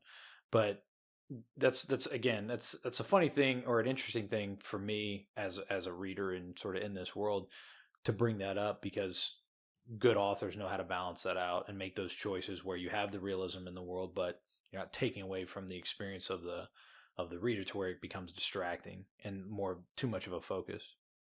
Yeah, and then you get two aspects here where Josh starts talking about how his dad had killed a shard blade carrier, a guy that owned a shard blade. He killed him, and it should have been his, but he was knocked out, and another guy took it from him. It's similar to what happens to Kaladin. It's not exactly the same, but in a similar vein, Cal kills a guy and gets screwed over, and no one believes his story. And so Joss is saying that, but Joss' story though has some logical holes to it, and where they're like, there were no shard blades in that territory. Those people don't own shard blades, so could be telling the truth, but it sounds more likely that his dad was spinning a yarn, amping himself up. And but the part where Laurel really shows herself as a dangerous girl to try to date, she starts laughing kind of maniacally almost, it sounds like, where it's a derisive laugh and derisive or whatever, and pisses the guy off with that laughter. It's a mocking laughter. And so she gets under the guy's skin and she's like, Cal, tell him why. And basically he's like, Cal, tell him why his what he said is stupid and wrong. And she like maneuvers Cal into, and then Cal stupidly is like, oh, well, yeah, it couldn't be true because of this, this, and this. So you're mistaken. And he's like, what the fuck did you say? Like, after she just like threw a landmine in front of Cal, and he's just like, here, let me stomp on it. And so Josh gets pissed and starts a fight with him.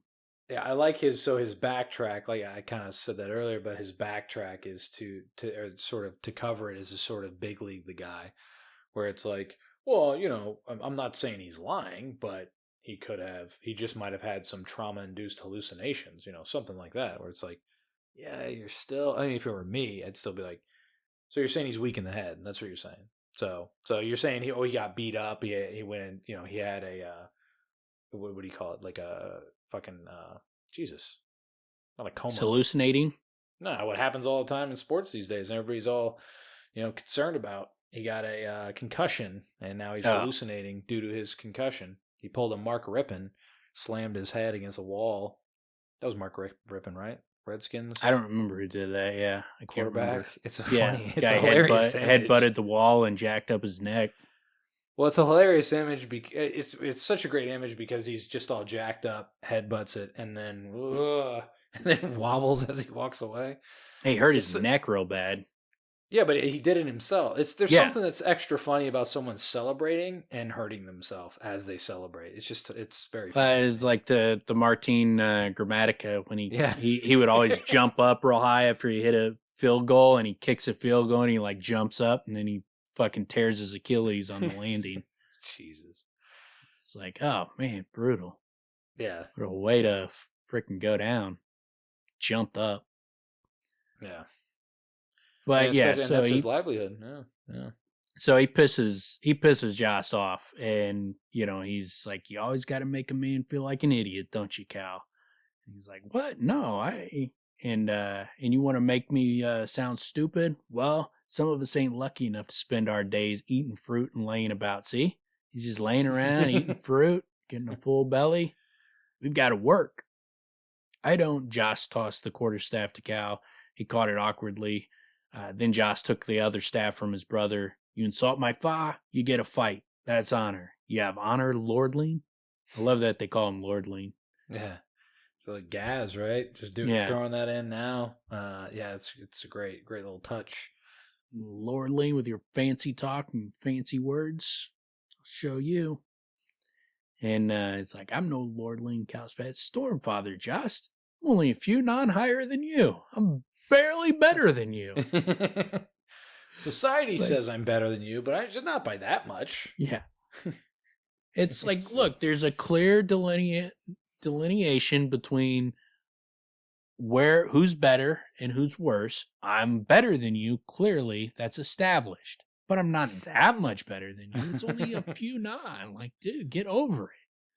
Yeah, Cal does a really good job here of making matters worse in a number of ways. He keeps establishing it's like he walked into the situation knowing, hey, there's a difference between white collar versus blue collar, and this guy's going in there making it more and more known that he's white collar and they're blue collar. He keeps throwing that in their face when these guys are clearly. They have a problem with these white collar, with your white collarness. I was going to say, keep popping your white collar in their fucking face, and he's not even doing it like to be a dick. He's like trying, but he keeps popping it, and it's like, well, dude, quit popping the fucking collar, man. What's kind of funny about that too is that makes it a little bit worse because it's like, well, this is just the way the world is. Should have came in self-deprecating is the way to play with these guys. Yes. That would have been 100%. The way to play that difference between them. Especially not to further establish the fact that you're white collar. It's to be self-deprecating about the fact that you're different than them. Yeah, find common ground. He didn't manage that whatsoever. Yeah, and so he caused the problem. And then he sees Laurel sitting there smiling at him. And men didn't become heroes by walking away. All right, sure. Cal held up the quarterstaff. So they start fighting, and Cal immediately gets dropped, gets hit in the foot, and then gets cracked in the ribs, knocked to the ground. And then you get that, instead of the little kid, you get that kind of the Kaladin coming out of him, where he's like, "Man, make me look like a little punk ass bitch in front of my girl." And he's like, "Now you better not have broke my ribs, you stupid motherfucker, man." He gets a little angry, and that fire builds up in him, and then he like kind of snaps up, and then you see him the way with he gets that feeling of the oneness with the quarterstaff, where he starts to feel it, and he starts fighting back, and he starts whooping Joss, where it's like Joss lowered his staff, looking abashed. Well, he said, you can see that my father trained me right good, and maybe that will show you the things he says are true. And Cal growled in anger and pain, snatching his quarterstaff from the ground and leaping at Josh. The older boy cursed, stumbling backward as he raised his weapon. Cal bellowed, slamming his weapon forward. Something changed in that moment. Cal felt an energy as he held the weapon, an excitement that washed away his pain. He spun, smashing the staff in one Josh's hands. Josh let go with that hand screaming. Cal brought his weapon around and slammed it into the boy's side. Cal had never held a weapon before, never been in a fight any more dangerous than a wrestling match with Tien. But the length of the wood felt right in his fingers. He was amazed at how wonderful the moment felt. Like, Yeah, got that big change. Yeah, I mean, that's hugely telling. Amazed by how wonderful the moment felt. So, like, it feels natural. It feels, and it's like exulting. And that completely changes a person. Then he sees the blood on Josh's hand, and then kind of gets a little squeamish over it, and then he feels bad that he's hurting him, and so that's the different. That's the battle that he's always facing with himself. Is he's great at being the fighter. He's great at it, and he's magical with the spear in his hand. But he doesn't want to kill. He doesn't want to hurt people. He wants to help people. And so, like, one of the things he's greatest at is killing and dominating people with a weapon, but he doesn't like it. It's not something that he relishes. It's something, when he does it, it makes him feel bad. He needs Mr. Miyagi. Well, what ends up happening is he needs to view the other guy as the enemy, as not human. He has to view them as bad people, and that's what gets him through where he can kill. Is he has to other the other people. He does that. He definitely does that. But then well, at least where I've gotten, that starts to fade a bit and crack at the edges about the Parshendi, where he starts to respect them more, right? Yeah. Or start to look at them in a different light. But yeah, so yeah, when he does that, it becomes harder for him to do, what he needs to do. Mm-hmm. So that's part of, his battle with himself is he doesn't like to kill, he doesn't like to hurt people, and so if he's fighting people that he respects and cares about, it's going to be a fucking big problem. Yeah. But yeah, and so then when he stops, when he hesitates, Joss knocks him to the ground and, pins him down and kicks the staff away from him and beats him, and Cal has to give up. And then when Cal looks up, Laurel's not coming to help him up. She's running off, but I don't think she was running off because he just got beat. Could be, but it also, there's the fact that the servants were coming down to tell her dad died. So it sounds like she was probably. It sounds like that's more likely what was happening. She was getting called by the servants to come, and she finds out her dad died. Yeah, it seems like that's very likely because we find that out right after, but which I kind of forgot about that. But it's also very telling that Cal feels something hard on his back, and that, well, basically he's like, I'm not, he's not going to give up. He rolls over like ready to fight more. But then Joss is like, all right, that's enough. Yeah, so we don't need to kill each other. Takes loss, and I like that Joss, gives him the respect of, he's like, that's enough. You did well, but leave off. I don't want to hurt you for real. And then Kaladin asked him to teach him, and I like the aspect where Josh considered, then finally shook his head. Can't. Your fa would kill me. Get those surgeon hands of yours all covered with calluses. Wouldn't be right. Turned away. You go be what you are, Cal. I'll be what I am. And so mutual respect there. Yeah, there is, there is that gulf between them, and there is some animosity because of that gulf, but there is still respect. It's not like he completely diminishes the fact that we need surgeons. He understands that what Cal's dad does is useful and meaningful, but he also, just because of the gulf between the lives they live, there is that, that natural animosity that can build up between people who are living different lives, where they're not understanding each other, and so they think grass is greener on the other side. Yeah, it's funny how that can it it's funny how when you actually end up getting to know someone, wherever it is, and in this case it's two guys hitting each other with staffs, eventually that wall kind of comes down, and it's really like people are people. Yeah. You know, when it comes down to it, they're still just individuals.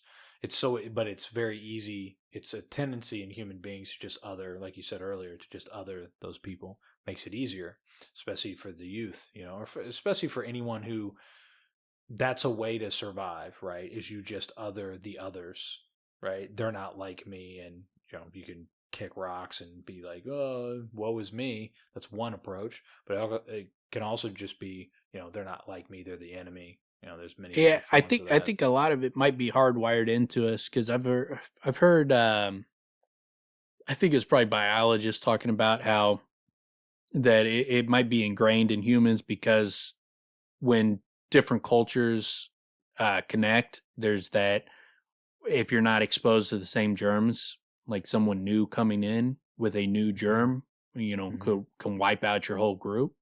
Mm-hmm. Whereas they got, you know, they're immune to it. They've already been through it, but when they come through, they're bringing basically the plague. It's coming rolling through, and so there could be like that natural instinct to be scared of someone new coming in because of the viruses that they could bring in. It could be deadly. A new person coming in could be deadly. So there could just be like a natural instinct to be hesitant of new people coming into your group because of the danger that they represent. And there's a lot of that on many levels. I mean, of what you Yeah. just described, because you don't know what their background is, you don't know what weapons they have, you don't know what their objective is. There's all of that plus viruses, plus it's all of that unknown. Everybody has some level of fear of what this new thing is, right? Or just trepidation of what it could bring versus opportunity Yeah. cost, right? So there's you weigh those balances. Yeah. And that, I mean, just like as the viruses that, because like the others would be learned experience. You learn to fear someone new because you don't know that people are dangerous. You know, Mm-hmm. anybody could be a danger. Mm-hmm. You know, when you go to a Possibilities are grocery store, definitely there. someone could snap, fucking start throwing haymakers Well, at you. and the most likely to snap is the one with the wrong nose, Yeah, yeah. And right? you get some wrong nosed blockhead walking in a store. You know, they could snap. They could get that thrill and start Get fucking that throwing thrill. haymakers at everybody. But if you But see someone with a nice symmetrical face, that's more welcoming, right? but like the fear of viruses and those kind of things, that would be more like a genetic thing. Like you're just, you know, men are you're predisposed to want to procreate, and so there, you know, it's biologically part of humans to want to procreate. It's part of being a human is you just naturally want that. Not everybody, obviously, there's different degrees, but for the most part, you know, animals and people, they want to procreate. And so there's also going to be fear of viruses that would be built into your system to protect you. And so that can be part of the tribal nature of humans is that's part of it Yeah, I mean, beyond just the learned experiences. yeah. I mean, all that would come in, yeah, yeah. But that's definitely the case that we are tribal. I mean, it goes back beginning of man, Yeah. right? Of recorded history. There's really no debate to be had there. But yeah, and then so Cal goes back to his dad. He finds out that Laurel's dad died, and then her dad, you know, we find out that he jacked this dude. He took the money, but he says that the city lord gave him the money to send Cal to become a surgeon. So he kind of, you know, Cal's still warring with this idea of like, you know, go be what you're supposed to be. And he's like, I don't know what I'm supposed to be. It's like, I don't know what Our I am, pressure just went what I up. want to do. And then Laurel's been pushing him like, go be a soldier, go be a light eyes. I want to fucking marry a light eyes guy and have your babies. And he's warring with her pressure. She's obviously not saying it exactly like that, but that's what she's saying. Mm-hmm. And his dad just kind of cornered him and boxed him in where, hey man, this guy's dying wish was to see you become a surgeon and to replace me and to be a master surgeon and be the surgeon of this town. So that's what you're going to do for your life. Like, what? You're gonna go train, then you're gonna come back. Yeah, that's kind of that. Yeah, that's a blow to get hit Yeah. with. Yeah, that pressure. Yeah, thinking about that and reading that and thinking about myself at an impressionable age like this, man, I would revolt. Yeah, I Like would I have not. just, I would have been like, well, that's you've solidified that is not my career that I'm yeah, going to choose yeah. because you're saying I have to do it. I don't have a choice in the matter. I'm like, well, I bet watch. I bet I do. Yeah, man. I mean, that's just the way definitely the way I was wired. If somebody tells me that's 100% what you have to do, there's no way. I'll go to fucking summer school. I ain't reading Yeah, that book. yeah, Which is yeah. ridiculous, but I'm a naturally rebellious person. I do not like being told what to do. I'm okay I being don't like. sold. I I'm don't okay. mind being convinced something is a good idea or something. But when you're Yeah. trying to boss me around, tell me what to do, and especially if I don't agree with you and I have other ideas, things I would want to do, and you're trying to force me to do what you want, no, that's not going to happen. I'm Yeah. going to resist that. No, I agree. And then it's the carrot and stick sort of situation too. If you're going to use like fear and shame to try to convince me to do something, I'm going to revolt even harder. Like there's Yeah. just no way No, I'm going to yeah, do. yeah. Manipulation's not going to work on me. You're not going to manipulate with me with, with your sob stories or bullshit like that. That's not going to work. You're not going to emotionally manipulate me into doing get me to do what you want. Won't work. It's funny. I You're don't going to know have to why. convince me that it's the right thing to do. It's funny, and I don't know why exactly it came to mind, but in high school, I had a teacher. I just did not like this lady at all, and we had to read Great Expectations. Is that the one with Pip? I think I don't that's it. remember. And I just I've read this it. I don't remember the story though. kept throwing it at me, and then giving me all these like fucking things that like, oh, whoever doesn't read it, blah blah blah blah. And instead, I just read Edgar Allan Poe. It was in the same book, so I ended up reading that, and it was like life changing. And I read it as a rebellious type of thing. Like Yeah. I did it when I wasn't supposed to, and it completely changed. That was life changing. Reading like Telltale Heart completely was life changing. Where I was transposed from the room I was even in, and I was all doing it because I wasn't supposed to. Yeah. So boom, the fucking exposing oneself to literature to spite someone in spite of somebody else.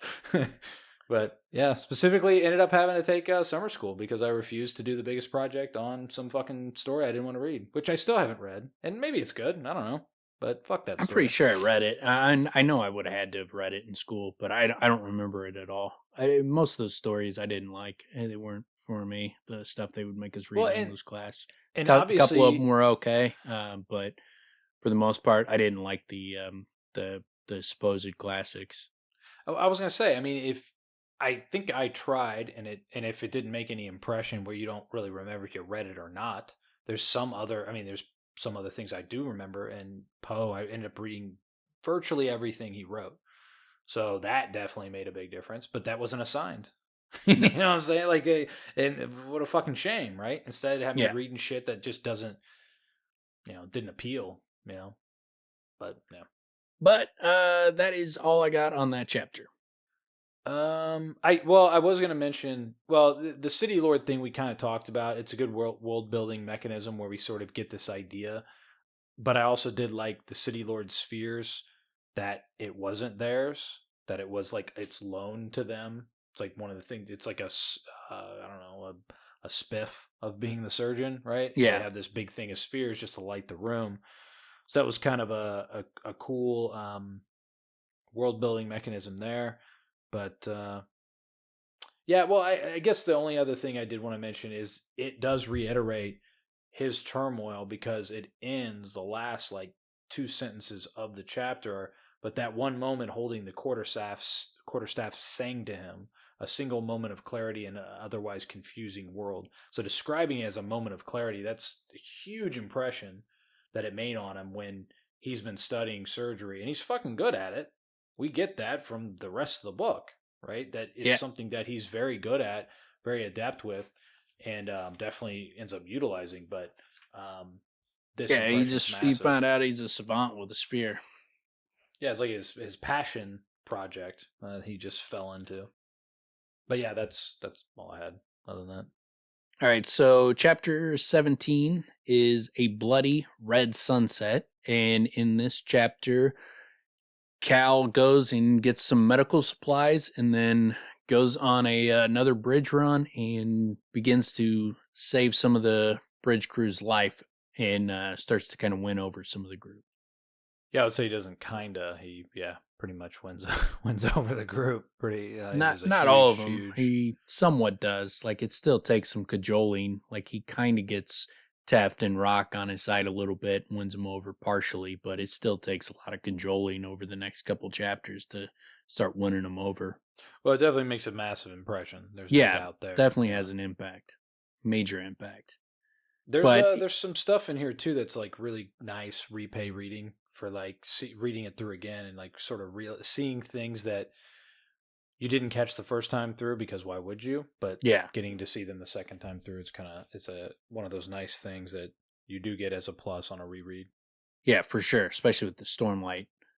Yeah, exactly. But the at the beginning you get the letter from Wit to the dragon Frost. Might I be quite frank before you ask why I was so concerned? It is for the following reasons. I love that. That's it. That's all he put in there. It's just like these little, like, if you didn't realize, like, you're supposed to put all these pieces together and it's one letter, you'd be like, what the fuck is that? Like, it's for the following reasons. Like, oh, okay, Mr. Vague Book. Yeah. But then, then I love the way it starts off too. Like, he's old, Syl said with awe, flitting around the apothecary. Really old. I didn't know men got this old. You sure he's not Decay Spren wearing a man's skin? Syl sounds like Adolin is describing this old man. That's one of the hardest disses towards an old person I've ever heard in my life. Sure he's not this Decay Spren wearing a man's skin? You're sure you're not just decaying away as like a rotten corpse, but just wearing the skin of someone who's not dead? Like, Jesus. You are disgusting. Like in every way I can imagine. I would like to see like Syl and Adolin just kind of chill and like sitting on the side of the road, just describing the people that are walking by. Watching? Yeah. Oh yeah. Just completely heckling everybody that walks by and just demoralizing them on how ugly and gross they look. Yeah, that would be very entertaining. Especially, Adolin's people watching would be very, very entertaining. Talking about how people walk, how they look, what they're wearing, all that. Yeah, that person's eyes are too close together, like big ass forehead, so this wrong is basically... shaped nose, and Syl's like, yeah, and look at the skin, like the way it hangs off his chin. Like, it looks like his face is melting. Like, what is he melting, Spren? This totally reminds. Who's the female comedian that used to do that at like the Oscars or one of those? Joan Rivers. Yeah, that's what I just. Yeah, I'm just thinking. Just Adolin and Syl, or Joan Rivers and her daughter. Just fucking heckling just ripping the shit off of the way people are dressed. Adolin would be more likely to rip them on the way they're dressed than Syl, but yeah, that would be a funny duo to have them describe everybody as they walk by, the way how cutting their descriptions are. And Wit, oh man, that group would be murdering people. Yeah. Oh man. Yeah, they should definitely. If there's an Oscars on the Shattered Plains or in Elfcar or any of these places, like, Wit, Adolin, and Syl should be the ones doing the descriptions of everybody's outfits and their physical appearance. I am all in on supporting a show that's the show. Yeah. That's the premise. Yeah. Those three characters just ripping people apart. But yeah, and then the way Kaladin describes him is not much better. Kaladin smiled as the apothecary shuffled forward with his cane, oblivious of the invisible wind spren. His face was full of chasms, his face was as full of chasms as the shattered plains themselves, weaving out in a pattern from his deeply recessed eyes. He wore a pair of thick spectacles on the tip of his nose and was dressed in dark robes. There's just a bunch of uggos in the shattered plains. Everybody's ugly. But by the way, anyone wears a pair of thick spectacles on the tip of their nose, they look ancient. Yeah. You could be like a 8-year-old and you wear spectacles on the tip of your nose, you just age 50 years. It turns out like this dude's doing this purposefully. Yeah, he's got like a whole. Once he finds out Cal's like a surgeon's son, then he drops pep in his step, and he's a big fucking scam artist. But I love his where he's like, young bridgeman. The short apothecary adjusted his spectacles. He stepped forward, running his fingers through his wispy white beard. Come for a ward against danger, perhaps, or maybe a young washwoman in the camp caught your eye. I have a potion which, if slipped into her drink, will make her regard you with fervor. It's like that old Bill Cosby joke where he's like talking about the Spanish fly. Yep, I had the same note. Dude's selling roofies, and he's not only is he selling roofies, it's one of the first things he offered. Yeah, it's like the first. He brought up 2 things. I wonder what Bill Cosby's been up to, because like that's the last thing I can remember is like he was telling the jokes about the Spanish fly, and then there's a big gap where I don't remember what happened to him. I wonder what he's been up to since. So the last time you heard of Cosby was the late 80s, early 90s, huh? Yeah, that's it. I haven't heard about anything that's been going on with his life since then. Yeah, well, it turns out if they didn't have enough evidence, that would have really... it's awkward. Super awkward. That is the creepiest aspect of Bill Cosby, is that you can go back and watch him doing bits on the Spanish fly at the same time he was drugging and raping women left and right. There's a really awkward Larry King interview where he's basically doing this, talking about Spanish fly, and Larry King's like, "Oh, that just gets him, huh?" Yeah. So you got him, huh? You got him. Ah. Yeah. It's like, all right, man, this is super fucking creepy now that we know who you are. Like, you guys are some fucked up dudes. So you weren't joking. Yeah. Oh shit, man. That's the creep factor goes through the roof. That bit became, instead of being hilarious, now it's very sinister. Yes. The creep factor. You are a very dark dude. You are super dark. Mr. Pudding Pop guy is super dark. Yeah, man. And growing up, in the fucking 80s, he was fucking Mr. Dad. He was Cosby show. Criticizing Eddie Murphy for cursing on stage. That dude, wow. If you would have told me, that's not even hypocritical. There's another word for that. That's like in the way 80s, off the charts. If you had done a poll, who is more likely to be secretly raping a bunch of women, it would have been 99% would have guessed Eddie Murphy versus Bill Cosby. If you were given that choice. My guess is guess a celebrity and you would not have Bill Cosby on the list. No. He was Mr. Wholesome Dad, Came out of left field. Clean comedian, wholesome dad. Not so clean when you find out, some of that material was Jesus. Man. Yeah. But really? Yeah, and so Kaladin, from this guy, he buys some bandages, and he finds out it sets up the knobweeb sap. You forgot to mention though, Syl does suggest that Kaladin roofie gas. Oh yeah. So.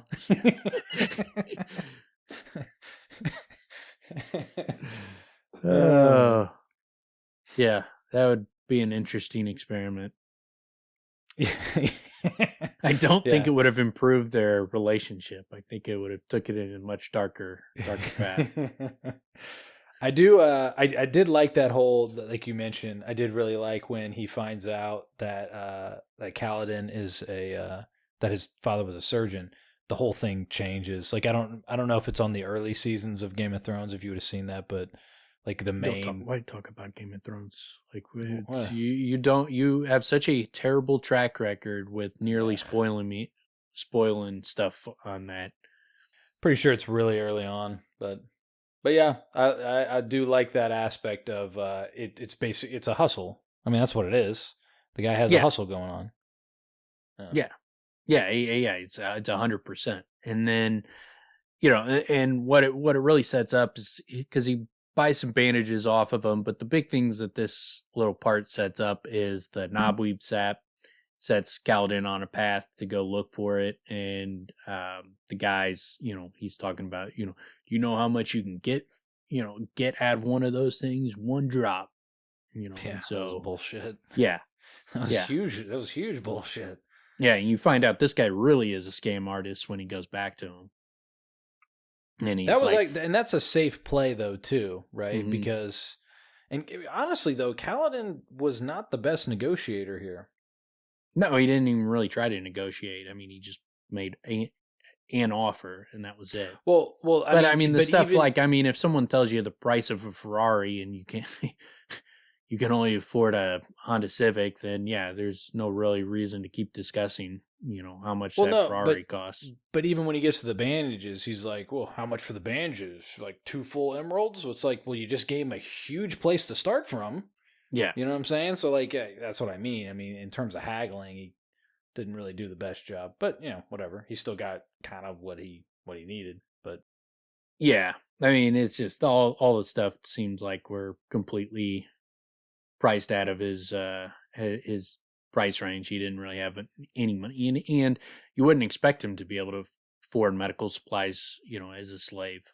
Like they're not paying you. If you're getting paid enough where you can afford medical supplies, you can afford quite a bit. You're not struggling that much, and they clearly established that they're paying you a pittance. So it makes sense that you would only be able to afford, some old bandages.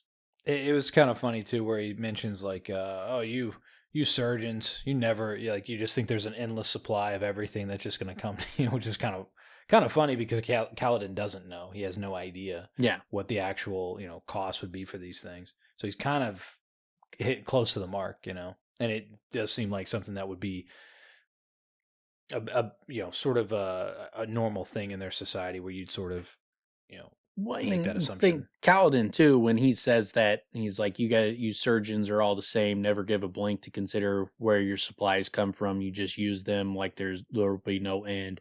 You can't put a price on a person's life, Kaladin said, one of his fathers saying.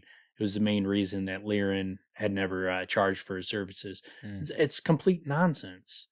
Like I can dispel this nonsense with just like, there's a million examples, but I could give you one. What if you could put a device on a car that would eliminate all car deaths, eliminate them, but it cost $1 billion? Would you do it? Well, you can't. On every car? There'd be maybe 5 people that could afford that car on the planet. You would make cars. Making cars would be it would be unprofitable. No one would make cars. Cars would just not exist if you had to put it on there. If you had to put on $1 billion thing, so every life is priceless. So there is no price. So you have to put this device on these cars because every life is priceless. You cannot sacrifice. You can't afford to lose 40,000 people a year. Every single life is priceless. So you have to put this $1 billion thing on a car. And now every car costs over $1 billion. That tells you driving is too dangerous. No one would make cars. There'd be no profitability in making cars. No one could afford to drive them. No, it's ridiculous. Of course you don't put that $1 billion profit, even though 40, 50,000, 20, 30, 40, 50,000 people a year are going to die on the roads. You would sacrifice them if the alternative was making cars so expensive that no one can afford to buy them or make them. And it ends up being the question of, is it worth it to drive? Is it still worth it to have this mode of transportation that we, move product across the country with, and individuals and everything else that we do? Is that still worth it with all these people that are dying? Yeah, well, and if you could eliminate car deaths by not driving, is that worth it? No, it is not. There is a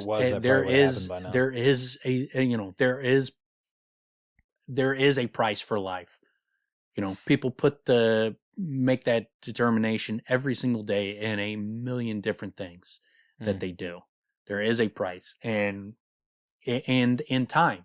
Even if you just think about it in time, Liren, if you put him in a room with an old man that is dying and a young kid is dying and he can only save one, there is a price, and he would determine that based off of different factors, and he would save the young kid over the old man if he could only save one.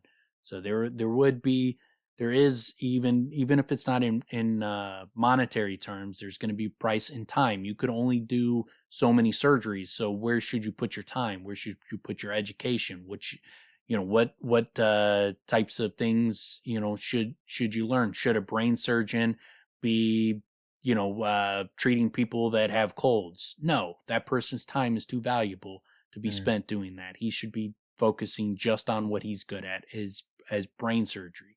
So there's always a cost and a benefit, and you can't just look at the benefit like, well, you just got to save everybody. You can't. Well, there's that's only also so much time. There's only so many resources. That also weighs into the income of the brain surgeon per surgery versus the person treating the cold. And you think about the other aspect of it is, if there is a price, and there is a price to getting treated, and it's a market, you're also going to incentivize more people to become doctors and nurses, and they have a monetary incentive to become these. So you will, in the long run, you will save lives.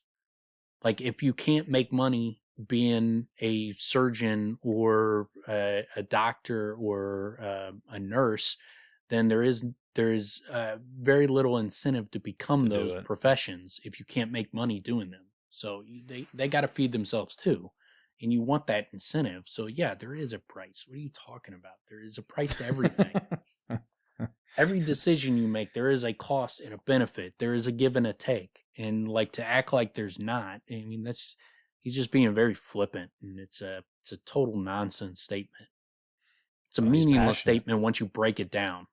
He's passionate about it. Yeah. But, and if he lessened it and said, like, you should do everything you can to preserve life within reason. Yes, I agree with that. But once you start saying you can't put a price on a life, like, it's a meaningless, stupid saying that doesn't mean anything, doesn't make any sense when you break it down. Well, again, another great world building thing, the spheres, and actually this has payoff in the chapter itself, but the spheres and how they get infused, and some are lighter than others, and how that happens. That's, again, one of the big payoffs, is not realizing what had happened to Kaladin's spheres. Yeah. He had been, working out and working real hard and stuff. So that's likely why the spheres were drained, is because of how much energy he's been exerting. And so he was draining those, and without knowing it. And so, yeah, all but one were done, and he keeps the one. And it's important that he kept one infused sphere and didn't give them all up, because otherwise he, had he not done that, he would be dead. Yeah, it seems like, very likely, yeah. Certainly. I mean, there was arrows coming straight at him that got veered away. Well, one hit his rib. I mean, at best, he would have been hit with arrows, and so likely would have been dead, because they would have left him for dead. No one else would have tried to save him. If he got popped full of arrows and couldn't go back, they would have just left him for dead. Well, I was going to say, not even that. I mean, with someone even trying to, like, treat him, which nobody was, the order is leave them to die. Yeah. So, I mean, if he wasn't there to break that order, then if it happened to him, he's screwed, because no one else would have broke the order. Yeah. But yeah, and then so he keeps the sphere, he gets the limited amount of supplies, but he learns the important thing about the numbing, or the medical, the sap. He learns about the sap, knobweed sap, so he could sell. He eventually uses that to come up with the idea of, we'll farm that stuff and we'll sell it to apothecaries, and that's how we'll get our money, and that's how I'll be able to save these people and provide for them. So it puts that in the back of his mind, that eventually becomes his plan to save these people. It's good to have a plan. Yeah, and so then as he's walking back, we get a little bit of kind of life on the Shattered Plains. We get The war he camps. starts to learn, about their strategy for, why the high princes are battling for these gem hearts. He's starting to understand what's going on as far as that.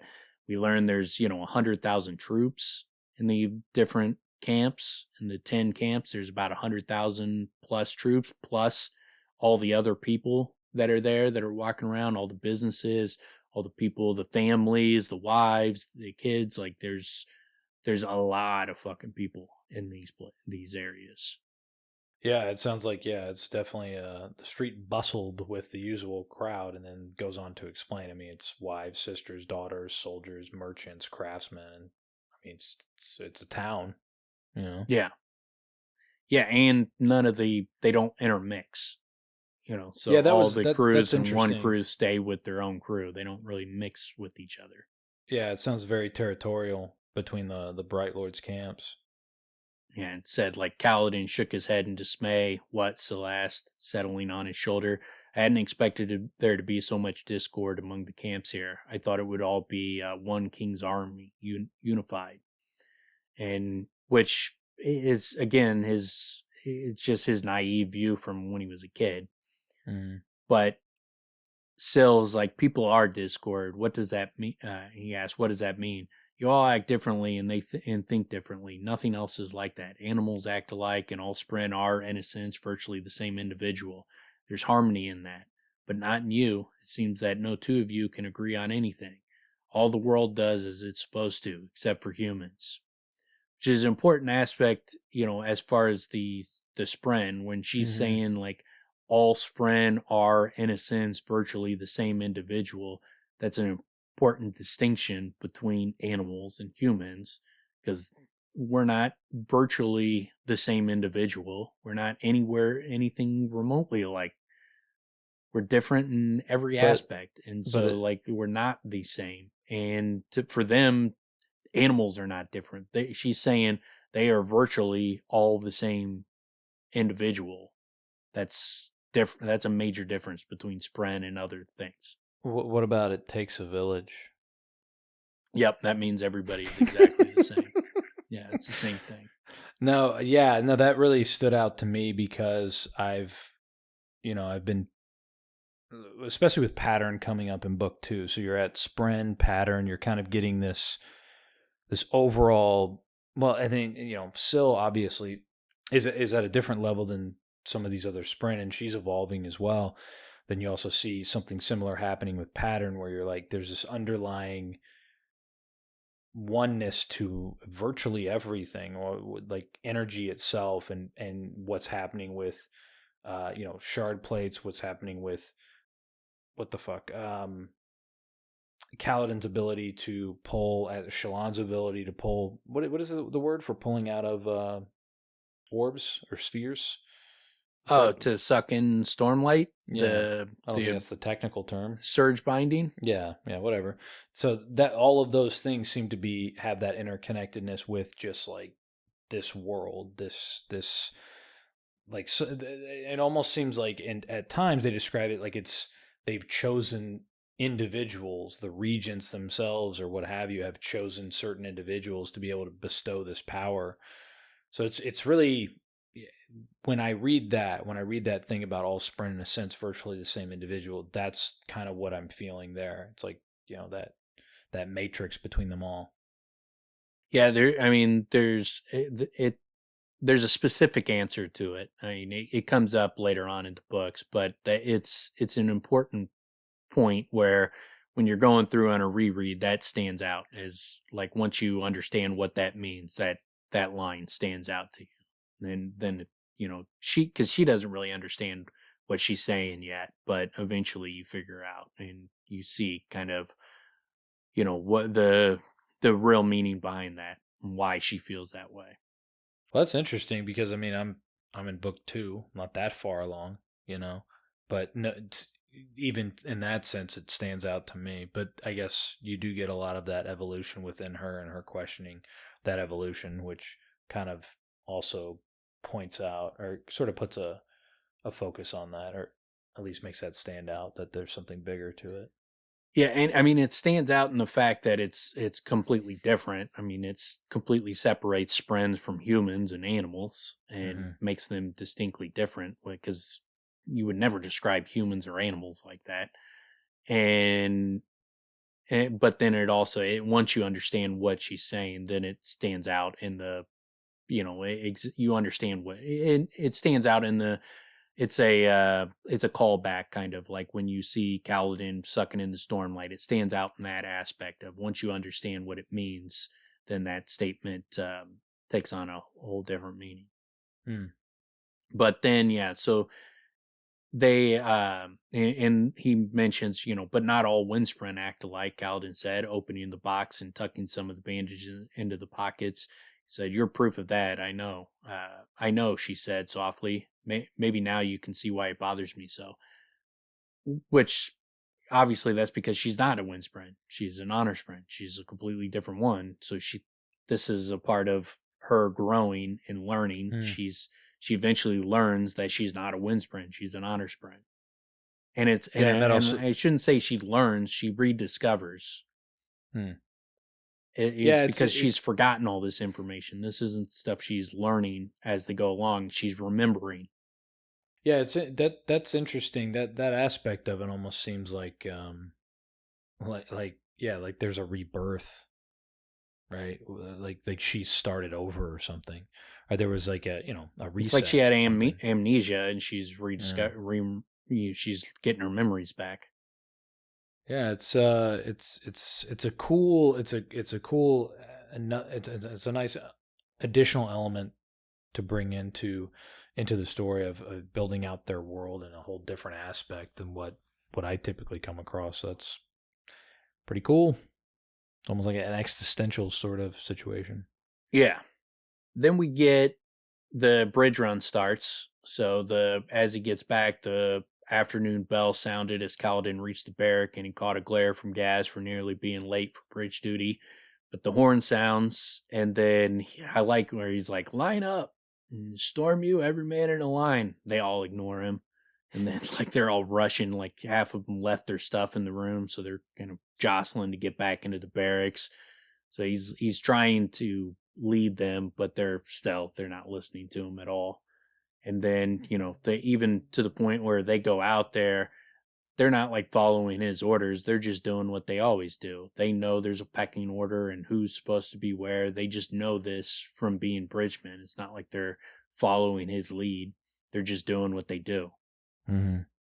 Yeah, I like that too. This idea of self management that they have that actually even it kind of shirks the technical rules that they have, but it's a system of fairness at least within their world, their shitty existence. They actually have something that's somewhat decent, Yeah, and which they get actually shows Gaz as being somewhat decent. That he doesn't enforce the technical rules, which is they can't what sort of rotate yeah, position. you can't skip the line and Yeah. just always be at the back during the fucking runs. You got to fucking take your turns up at the front. And so and they just they accept that fate. They and if you try to cheat, they self-correct. But you Hmm. wouldn't even want to break that up. I mean, Yeah. if you're There's not no hope. yeah. Yeah. You got to have some hope, and that would be the hope is that you know a chance to have cover at least at some point. So you work hard while you're in that exposed position to at least get that position, get that Like chance at having cover. in like the self-corrective nature, like if a guy tries to cheat, they put him up front. Like Hmm. you would want that Yeah. to keep Enforce it. to yeah, so they're all enforcing themselves to Hmm. play by the rules and do things the way they're supposed to do it. Like to say that's that should be forbidden, like that's stupid because then you're gonna have It's like guys training if you can't penalize the guy. If the penalty for cheating is not you run at the front, then you're gonna always try to cheat because the penalty for running at the front is you're going to probably die if you get there and the Parshendi are already there. There's a high percentage chance you're going to die. So you would, if whatever the penalty is for cheating, if it's not to run at the front and to risk your life, like it's not going to be severe enough, because the running at the front is a massive thing you want to avoid. It's your life on the line. This is kind of playing with one of those examples that I'm always sort of intrigued by, and I like when it's emphasized that this exists in all of these different shapes and forms, because people seem to be under an illusion that they need certain rules, laws that are placed, then enforced, and if they weren't enforced, we'd all be murdering each other. That's not the way societies, actually do function, where they just literally, it's just I mean, a good example is like you can go to a basketball court and everybody kind of plays by the rules of basketball. Like, you don't have guys out there just start tackling each other and spiking the ball and playing like they're football. You don't need an actual ref out there. You can people self-correct and, take care of it. Well, that's what I mean. I mean, if you're going to play a game itself or whatever we're doing, there has to be some sort of rules for people to participate, right? Yeah. If there weren't, then nobody's lining up for this fucking thing. Like, you know what I'm saying? Like it's again, like, if half the people are playing football and half are playing basketball, it's not going to function. Could all be agreeing to be playing the same game and the same rules. Also, why would you need a hoop and a backboard if you decided you're going to play football? You're kind of exactly. So it's fucking stupid. But and then so Kaladin gets them, and one of the benefits that Kaladin gets now that he's commander is he always gets to run at the back, so he doesn't have to run at the front anymore. One of the advantages to being the leader. So he gets them and they start running. And I like the mention of like the motivation that they have. It's like the bridgemen worked hard. It wasn't just because of the threats of beatings. They ran so hard because they wanted to arrive at the target plateau before the Parshendi. So they want to get there before the Parshendi so that they could set that bridge down and they don't have arrows raining down on them. So they have a self-preservation motive to work fucking hard at this job, even though this job is the worst.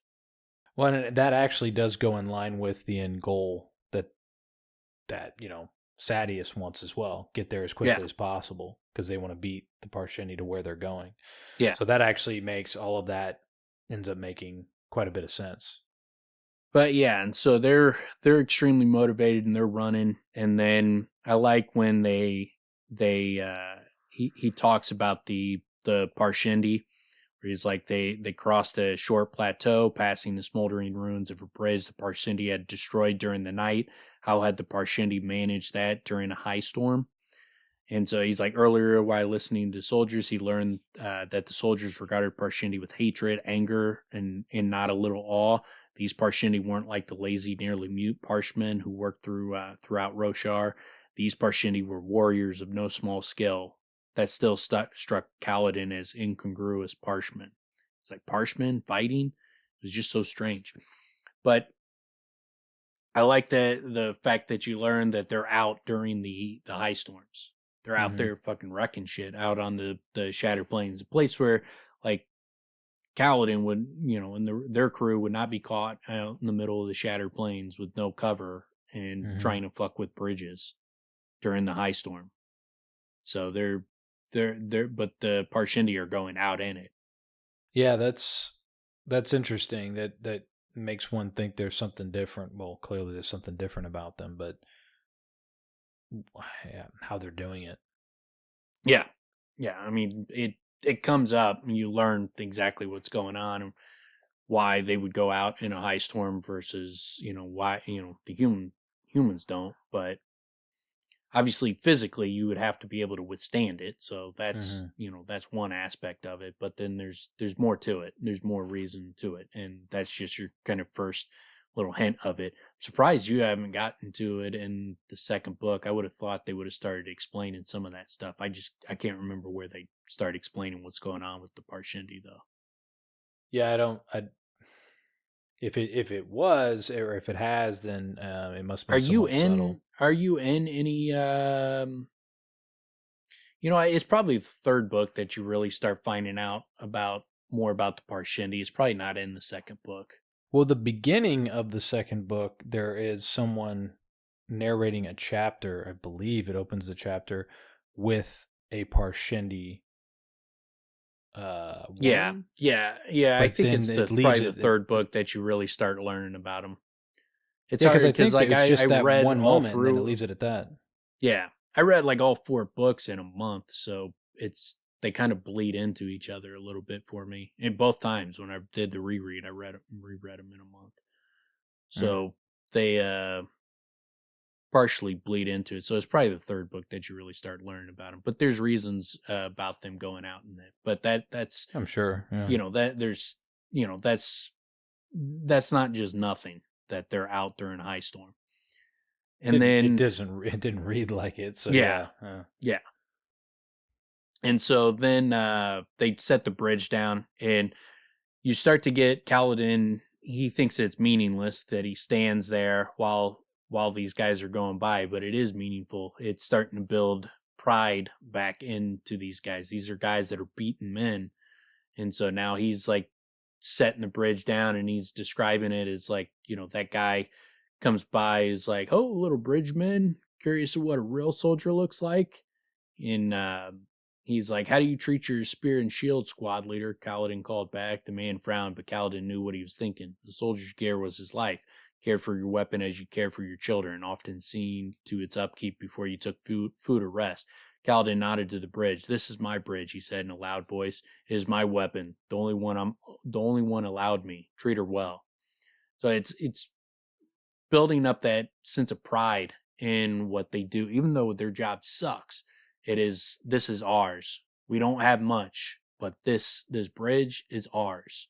We own this bridge. This is ours. We're not just being forced. He's turning it from we're being forced to carry this to this is our fucking bridge. It's not your bridge. It's mine. He's taking ownership of the position he's put in. Yeah, I'm true. I thought in that moment though he looked like a big dork. That was my thought. Well, you would die then. You would be one of these guys that would get killed. You would take no pride. You'd be jumping over the chasm. No, it's not that. It's not that. This is my bridge. It's my weapon. Treat her well. Oh, really? That's when the guy pisses on the bridge. Yeah. And is this treating her well? And then Kaladin fucking grabs a spear and fucking stabs him in the eye. Well, I don't think he'd do that because that would probably not be a way to improve their position, him and his men there. Yeah, but there's got to be a line that you can't cross. And that's it? Peeing on the bridge? Well, if it's not like he's giving up on a great life, like if he goes and decides to end it there, that would be worth it. Someone like disrespects you at that level and you got nothing to lose. Yeah, I'm fucking taking my shot. I don't think he is at this point because now he's more worried about them. So now he's being a little bit more careful. A little less, a little less reckless. But, well, yeah, he's still, and when that guy challenges him over the water, he's still willing to fucking, later on in the books, when a guy challenges him over drinking their water, he was willing to throw it all away to prevent him from doing that. So he's got lines that you're not going to cross with him. But, then he goes, the guy's like, "Or you'll do what?" And they go and walk off, but he says the squad leader said nothing. He looked troubled. Part of that, it's once you see someone as a human being who has some fucking dignity and some self-respect, it's hard to just treat that person like fucking dog shit to be, slaughtered and murdered, as just these lives to throw away. When they don't see themselves as these, they start showing that they still have some fight in them. It's not some beaten dog. It's a little bit harder to do. It's harder to put a dog to death that still has some life in it. So you think that's what the squad leader's looking troubled? Do you think that's what that's about? Yeah. Yeah. Yeah. So this could lead to some problems. Yeah. Yeah. I mean, and I think it's more of a crisis of conscience. like at that point, where it's like it's like you see these guys as beaten dogs. They're dogs that are being going to put to sleep, but they're done. They're done. So, they're So you not don't feel that human. bad about They it. You don't don't look think at about them it. as human beings anymore.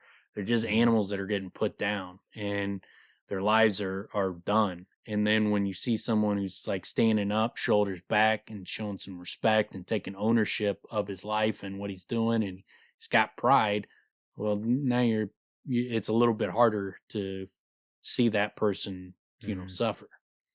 So that's why I say it's important what he's doing there, because that having fucking pride is what saves, most of these guys' lives and brings them back from the brink. Is like, just because we're in this terrible position doesn't mean we can't have fucking pride. Yeah. Yeah, and own their position and come out of it, which totally 100% reinvents, well, really all of them. And that's how they survive, and that's how they get to be, get to live a completely different existence. Yeah, it completely changes the dynamic of the slaves when they get their pride back. Then, though, he sees Sadius go by, looking like a pompous jackass, like he's on fucking a parade, big time in everybody. But no mention of his, bulbous red ape ass face, and that baboon ass face. Yeah. He doesn't look as ugly to Kaladin as he does to Adolin. The description, though, that he wrote as if he were in a parade, one hand lightly holding the reins before him, the other carrying his helm under his arm. Yeah, he sounds like such a fucking pompous ass. Yeah, and to think that dude takes that off and he's wearing a teddy, it's just really it's such a weird dynamic. It's a weird choice by Sanderson. I can't believe that he definitely made that choice. He definitely made, yeah. Well, but it does give a whole another wrinkle to everything, doesn't it? Yeah, and also too, like Kaladin sitting there thinking, here was a light ice he could hate even more than most. A man so callous that he threw away the lives of hundreds of bridgemen each month. A man who had expressly forbidden his bridgemen to have shields for reasons Kaladin still didn't understand. It's like, well, there are reasons, and it's interesting that dynamic of Kaladin never gets it, and for a long time. But even though we already have been given Sadius's reason, we just heard it in the last chapter, in fact. Oh yeah, yeah. But and then so this process repeats over and over, where they keep setting the bridge down, and the soldiers go by, and Kaladin is standing up, and the more that he stands up and is standing, at attention as they're crossing by, the jeering starts to stop, and he starts to get more people either feeling that same uneasiness or starting to have a little bit of respect for a guy that's showing some self-respect. Yeah, he's definitely catching the attention. That's clearly talked about. Whichever sort of impression that gives. I mean, obviously we got that from the last one, looking troubled, but if nothing else, I mean, the fact that they're not jeering him anymore and they're just kind of seeing him, noticing him, that would definitely stand out. I mean, if you're used to these guys just being fucking slunk over and laying on the ground, and suddenly there's this guy that's like stands super fucking tall, like Kaladin does, and like you said, standing like at attention. And the fact, I mean, one of the biggest things is the fact that it's fucking exhausting. Like it cost him a lot to do it. And he even gets to the part where it's like, maybe that was stupid. Maybe I shouldn't have done it. Why was I even doing it? He ends up questioning all of it. Which is a funny part about Kaladin. It's not like he just does everything by instinct. He follows instinct, but then he questions everything. He's constantly sort of going second guessing himself and questioning whether or not he made the right decisions. Which, that brings him back down to reality. That's why he's an interesting, again, part of the reason why he's such an interesting character to read. Well, and then they get there, they see that the Parshindi are already there, so they know it's going to be a bad one. And Kaladin at this point makes what should have been a suicidal decision, where he decides that, he's got to lead. And he's like, he pushed himself hard in the morning, then again, by standing instead of resting, would have possessed him to do such a thing. He could barely walk. Looked over the bridgemen. His men were resigned, despondent, terrified. If they refused to run, they'd be executed. If they did run, they'd face the arrows. They didn't look toward the distant line of Parshendi archers. Instead, they looked down. They are your men, Kaladin told himself. They need you to lead them, even if they don't know it. And then he thinks, how can you lead from the rear? And so he goes up and he takes Rock's spot and saves Rock's life. Yeah. By doing it. I love the we get it a few times here, but that line, airsick lowlander. Yeah, you're airsick lowlander. You wish to die? Why do you not just leap into the chasm? That would be easier. I'm bridge leader. It is my privilege to run at the front. Go. And so he tells him, the longer we take to get this bridge down, the more arrows they can loose at us. Stay firm, stay determined, be quick, raise bridge.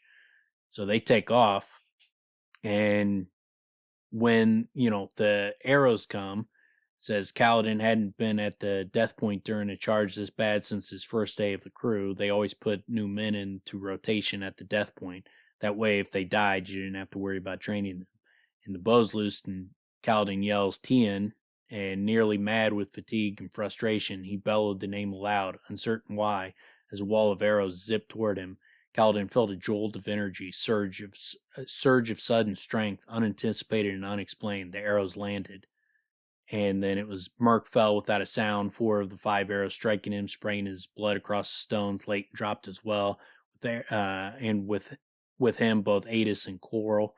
Shaft struck the ground at Kaladin's feet, shattering, and a good half dozen hit the wood around Kaladin's head and hands. And then, and the Parshendi, it says, for some reason, a group of Parshendi archers ahead lowered their bows. He saw their marbled skin, strange reddish and orange helms, and simple brown clothing. They appeared confused. So obviously what happened here is he sucked in Stormlight, and then he did the thing where he pulled the arrows towards, where he released that little thing of Stormlight. I can't remember what they call it, kind of lashing they call that, but it's when Zeth, he sticks his hand against that wall, and when they threw the spears at him, it basically turned the gravity towards where he held his hand, and it pulled the spheres to it. So Kaladin obviously pulled those arrows above his head. Same thing he does when he has the shield, and he pulls all the arrows into the shield. He does the same thing here. But that's exactly what he did. It seems like it's almost like a subconscious or unconscious will. Yeah, he didn't know he did it, obviously, but he definitely did it, and that's why they are looking at him like, what the fuck just happened? Because their arrows obviously changed trajectory and avoided him. Yeah, I mean, it's not like they just stop, and it's ironic they stop. They stop because they're like, wait, what the fuck is what the fuck's going on here? We can't hit this guy. Why would we shoot at him? And the arrows would have changed direction. They would have been going one way and then went a different way than where their original trajectory was. So, and it's something they don't see. He's only got one sphere, so he's only pulling in a little bit of Stormlight. He's not pulling in a lot. And so he's not glowing or anything like that. So, but yeah, it's clearly Stormlight, and that's clearly what he did. Is he used that lashing that pulls things towards whatever he lashes. So on the first read, it does seem like, well, that's interesting, or almost like suspicious, or if not suspicious, serendipitous. Definitely not the norm. Right? It seems like something's going on here, or is he's just ridiculously lucky? Yeah, and the fact that he mentions the Parshendi look confused clearly shows something happened there. Yeah. Something weird happened. You just don't know what yet. And I think you could probably piece it together. And if you think back to what Zeth did and the fact that he was sucking in Stormlight and doing things like that. I mean, you could put it together if you're thinking about it, but if you're not thinking about Zeth, then it's easy to overlook. Yeah. But because he does explain Stormlight and lashings and all that kind of stuff in the very beginning of the book, you could also see that that's what Kaladin's obviously doing. I mean, that could be one of the things if you're doing that on first read through, trying to figure and piece together every little sort of circumstantial thing that comes up. I don't really do that on a first read through. I'm just kind of going through, but what's great about that is for the second read, it's right there. You know it the second you read it. Plus, what actually happens is you realize it after the fact. On the first read through, you end up realizing, oh, that's what was happening back then. No wonder. It's sort of that situation. But yeah, and then so Kaladin also, he feels an arrow hit his side, hit up against a rib, and then kind of go slamming through, and then he feels the blood, straight laceration, only about an inch long, not wide enough to be of danger. It was his father's voice. He starts hearing his father's voice, and then as he's kind of exhausted and feeling tired, then he hears, in his head, he says, "Some people take lives, other people save lives." He wasn't done yet. Kaladin forced himself to his feet and staggered to where someone lay beside the bridge. It was a bridgeman named Hopper. He had an arrow through the leg. The man moaned, holding his thigh. So Kaladin pulls Hopper to safety, struggles through it, and then when he goes, it's the arrow hadn't hit any major arteries, and he would be fine for a time yet. Kaladin turned and tried to rush back out into the battlefield proper. He slipped, however, stumbling in his fatigue, hit the ground hard, grunting.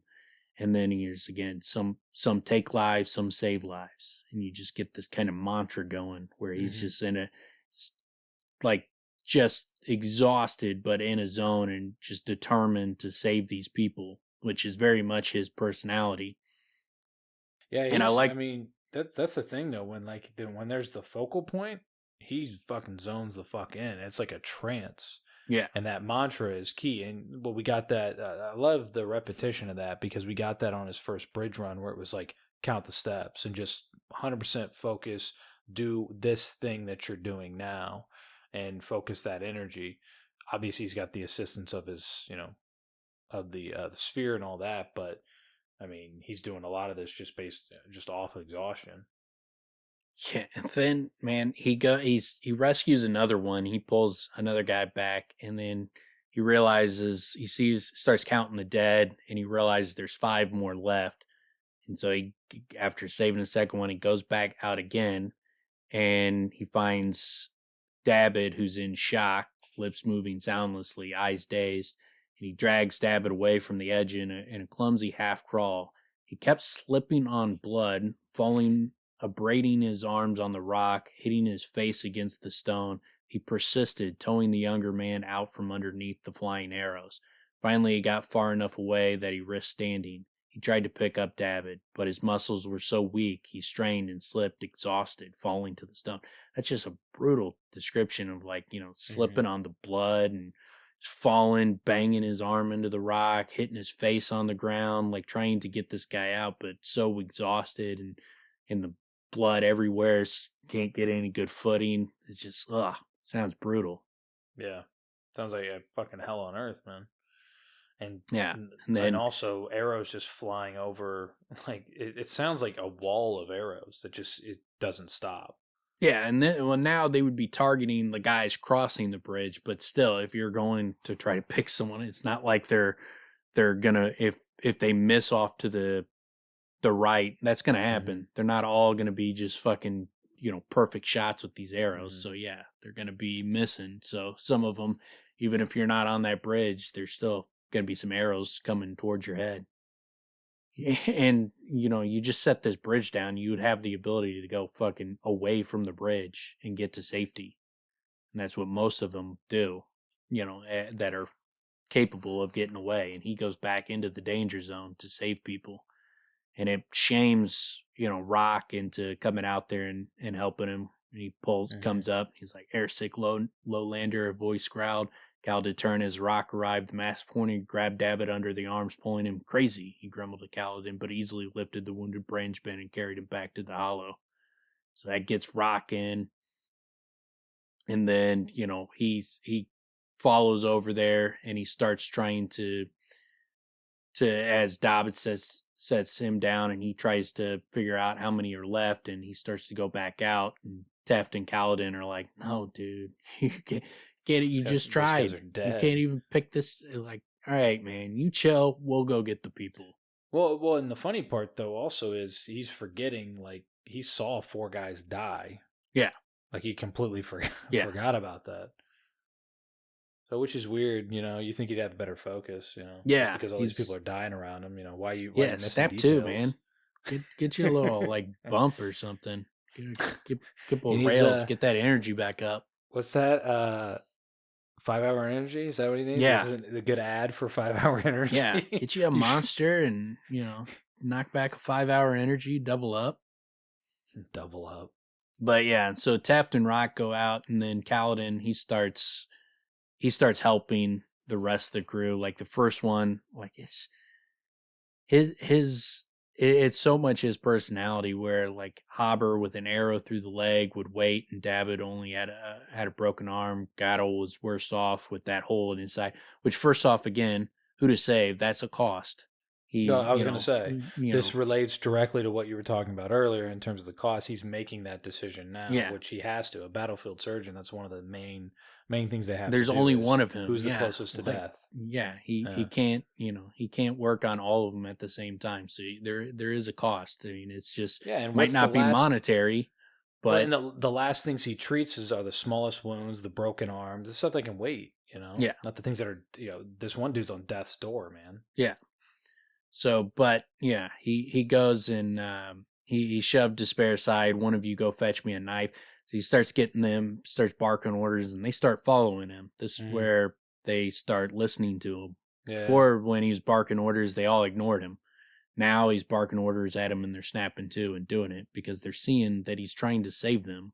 Yeah, he's doing something extremely noble, and it's got to be confusing as hell is because of how beaten down they are, and no one does anything for them. That why would this guy risk his life, and why is he doing this to save us? And obviously there's that, and this could be me next time. Yeah, you know what I'm saying. So it's a lot of that all in together. It's fucking great the way this all gets written, and it's another one of these moments where I again realize like when he starts getting the momentum going, it's pretty great, right? And then his ability to like treat the wounds and how quickly and make those decisions, it's awesome, man. It's really great. You also get a death rattle where it says could all spit up blood, coughing. They break the land itself, he hissed, eyes wild. They want it, but in their rage they will destroy it. Like the jealous man burns his rich things rather than let them be taken by his enemies. They come. He gasped, and then he fell still, his dead eye staring upward, blood spitter running in a trail down his cheek. So that's similar to the opening of chapter 1. You get these death rattles where they kind of got these prophetic sayings and visions. Or sometimes it's like it's almost visions of the past or the future, or things along those lines. Is it? And that's so same with him.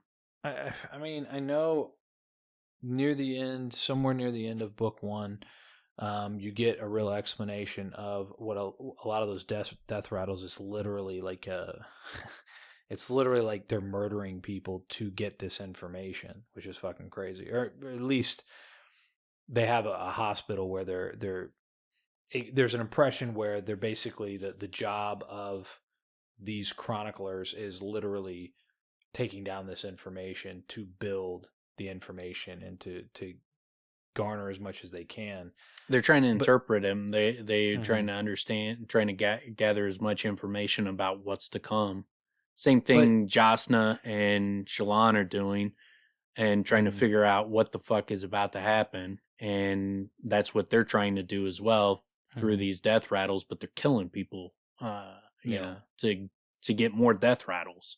So again, cost. They're murdering people. Well, But and then the reason why I bring it up, it also reminds me of Dalinar's visions as well. And where it's different. I know it's different, but there's a similarity, and there's a name with that. It's some ancient king or something that actually is attached to Dalinar's visions, and I can't remember that name. Nomadon, or I can't remember what how to say his name off the top of my head, but yeah, he's the guy that wrote The Way of Kings. Yes, so it's the similarity in all of that, and then even like in book 2 where I'm at, there's the countdown basically that keeps getting written inside the room. It's like there's this advancement that they're all sort of prepping for and seeing coming, and it's like a ticking clock. Yeah, there's clearly visions of the future going on and warnings from the past of what's about to happen. So yeah, it's all clearly pointing towards what Jasna and Shallan and the Taravangian, they're all prepping for the same thing, and they're all trying to figure out what's about to happen. And so these things are associated with that. Same with Dalinar's visions; they're all associated with the same thing. It's all pointing in one direction. But yeah, and then so he, this guy dies, and he starts to give up again. He starts to feel that darkness come over him. And then it's like, his father had always said that the time would dull his sensitivity, and this Laren had been wrong. He felt so tired. Rock and Tef were hurrying back towards the cleft in the rock, bearing a body between them. They wouldn't have brought someone unless he was still alive, Kaladin told himself. Think of the ones you can help. Keep that fire going. So he gets these like moments where he starts to give up, and then he snaps back, and he starts focusing in on the next step rather than get overwhelmed by the big picture. He just like, okay, what's the next thing to do? What's the next thing? The next thing, which is always a good way to get yourself out of a doldrum. It's like, instead of thinking of like the million things you got to do, just think of the next thing you got to do. No, that's not to understate that, or it's important to emphasize the importance of that, because especially in a state of depression, what it becomes is everything is shit. And then it's like, there's no way out of this. So it is literally like you have to just advance. And by that advancement, you start to see things differently. And it's cool. I mean, it's cool the way they build it, that Sanderson built it into the character in itself. And I love like the little touches of keep that fire going, pointing at Narm, don't let it die. Someone heat the blade in it. And Narm jumps, noticing for the first time that it was even a fire. He didn't even know he had built it yet. He was still just like hitting the thing. So what's starting to happen is this is becoming a team. Rock and Teft are out there gathering. He literally has these guys doing important jobs that actually are going to be utilized in what he's about to do. So you can see what's happening in live time around him, and they're starting to see him as a leader. It's pretty great, man. I mean, I can't think of a better way to put it all together, too.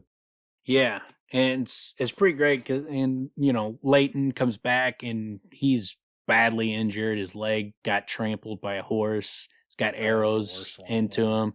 So Kaladin starts, pulling out the arrows, cauterizing the wounds with the hot knife, and then kind of bandages him up and saves his life. At the whole time, he's like, you will not die. Like, just determined to fucking save these guys. And so it's got to be such a weird experience for guys that, all they see is death and no one gives a shit. And then there's this guy who's telling them when he becomes a bridge leader, no one's going to die. No one else is going to die under my watch. And they're like, yeah, okay, dude. And he's fucking running, working his ass off. And then they see him like in the shit. And he's even more like that. He's even more determined and to an insane level. And he's going above and beyond to save their lives and they're watching him thinking like, what's the fucking point? Like if he saves this guy, they're just going to make him leave him behind. And then he forces them to let him take him back. They got to be like, who the fuck is this dude? Yeah, no, I was going to say, when you describe it in the all-encompassing way you just did, yeah, from the get-go, you're like, who the fuck's this guy? Like, where'd they dig this dude up? Yeah. But then he's the real fucking deal, man. Yeah. Like, and it just keeps going and going and going. And I would be like, some of the last ones, like Moash and fucking Taft, where it's just like, dude, go fuck yourself, Especially if you've been leading this life that is nothing but garbage. And who's this fucking guy to tell me how it's gonna be? But you watch something like this, man, there's no denying what's going on here. Yeah, you would definitely be the Moash of the group. Who would be like, fuck this, dude. Get the fuck out of my face. Waking me up, trying to fucking get some rest, you dick. Well, but there's a moment, there's a certain a time where you start to see the value. I don't know when that would be exactly, but yeah, I would be resistant. I would definitely be resistant. I mean, I said I would. I'm not denying that, but you know, yeah, you're definitely a Moash of the group. But then yeah, he found so he goes and he saves Leighton, then he saves the other guys, and then they're kind of telling him like, it's not gonna matter, and he's like, don't worry about it, I'll deal with Gaz. It's like, go give return the knife so you don't get in trouble like that. They think you stole a knife, but then we're gonna tie these guys to the top of the bridge and we'll carry them back. And man, and he's like, at the chasms, you'll have to move quickly and untie them before the army crosses, and then retie them at the end. We'll also need someone to lead David if his shock hasn't passed. And so he's like, Gaz is going to let you do this. And he's like, well, I'll go fucking deal with them. And I like that when he goes up to Gaz and Gaz sees him, he's like, how much of that blood is yours? Yeah, he's just got to be covered in blood. With all the shit he just did. He was crawling in it, slipping in it. And then he says, we're taking our wounded with us. Gaz shook his head. If they can't walk, they stay behind. Standing orders, not my choice. We're taking them, Kaladin said. No more firm, no more loud. Bridge Lord Lamaril won't stand for it. Lamaril was Gaz's immediate superior. You'll send Bridge forward last to lead the wounded soldiers back to camp. And Gaz starts to protest, and he's like, my men will move quickly and efficiently, and they won't slow anyone. He took the last sphere from his pocket and handed it over. He won't say anything. Gaz took the sphere, snorting. One clear mark? You think though that will make me take the risk this big? If you don't, Kaladin said, voice calm, I will kill you and let them execute me. I love the whole thing. I love that he gives Gaz orders. He solves the problem. He perpetually does this. He's like, because he foresees what he's going to say is going to be the issue. He's like, we're not slowing it. The whole thing, man, like the fact that he delegates, the fact that they're going to have to put the wounded on the bridge, like the bridge's not hard enough to fucking carry. Now they're carrying it with less guys to carry it and putting more weight on it. Yeah. This fucking guy, man. Yeah. And then the fact... I love that. That's sort of the things that's great about like the situation with Kaladin and Gaz, because like Kaladin is a man at the end of his rope. So like, what are you gonna do? Like, I mean, you can go tell on him and get him in trouble and that kind of shit. But when he's like, you still would have that in the back of your mind, like, this is a big fucking dude. What if he breaks free? Like, his last thing is going to be kill Gaz. What if he can do it? Yeah, it's I appreciate that a lot, because that situation, and it speaks to how fucking bad Gaz's situation is, that he's put in this position to begin with, dealing with guys that have nothing to lose. But like, that's the whole gamble for Kaladin. Is like, he has to hope just a little bit of money coming from me, it's worth it for him to keep me alive. Yeah, that and the risk that you just talked about. If his last wish is to kill him, sounds like he could, right? Seems like Cal's pretty, I mean, what if you send the troops in and he's not where you think he's gonna be or something? You never know what the fuck could happen. But and we had that instance also where Syl found him when he was hiding. When he's hiding, so yeah.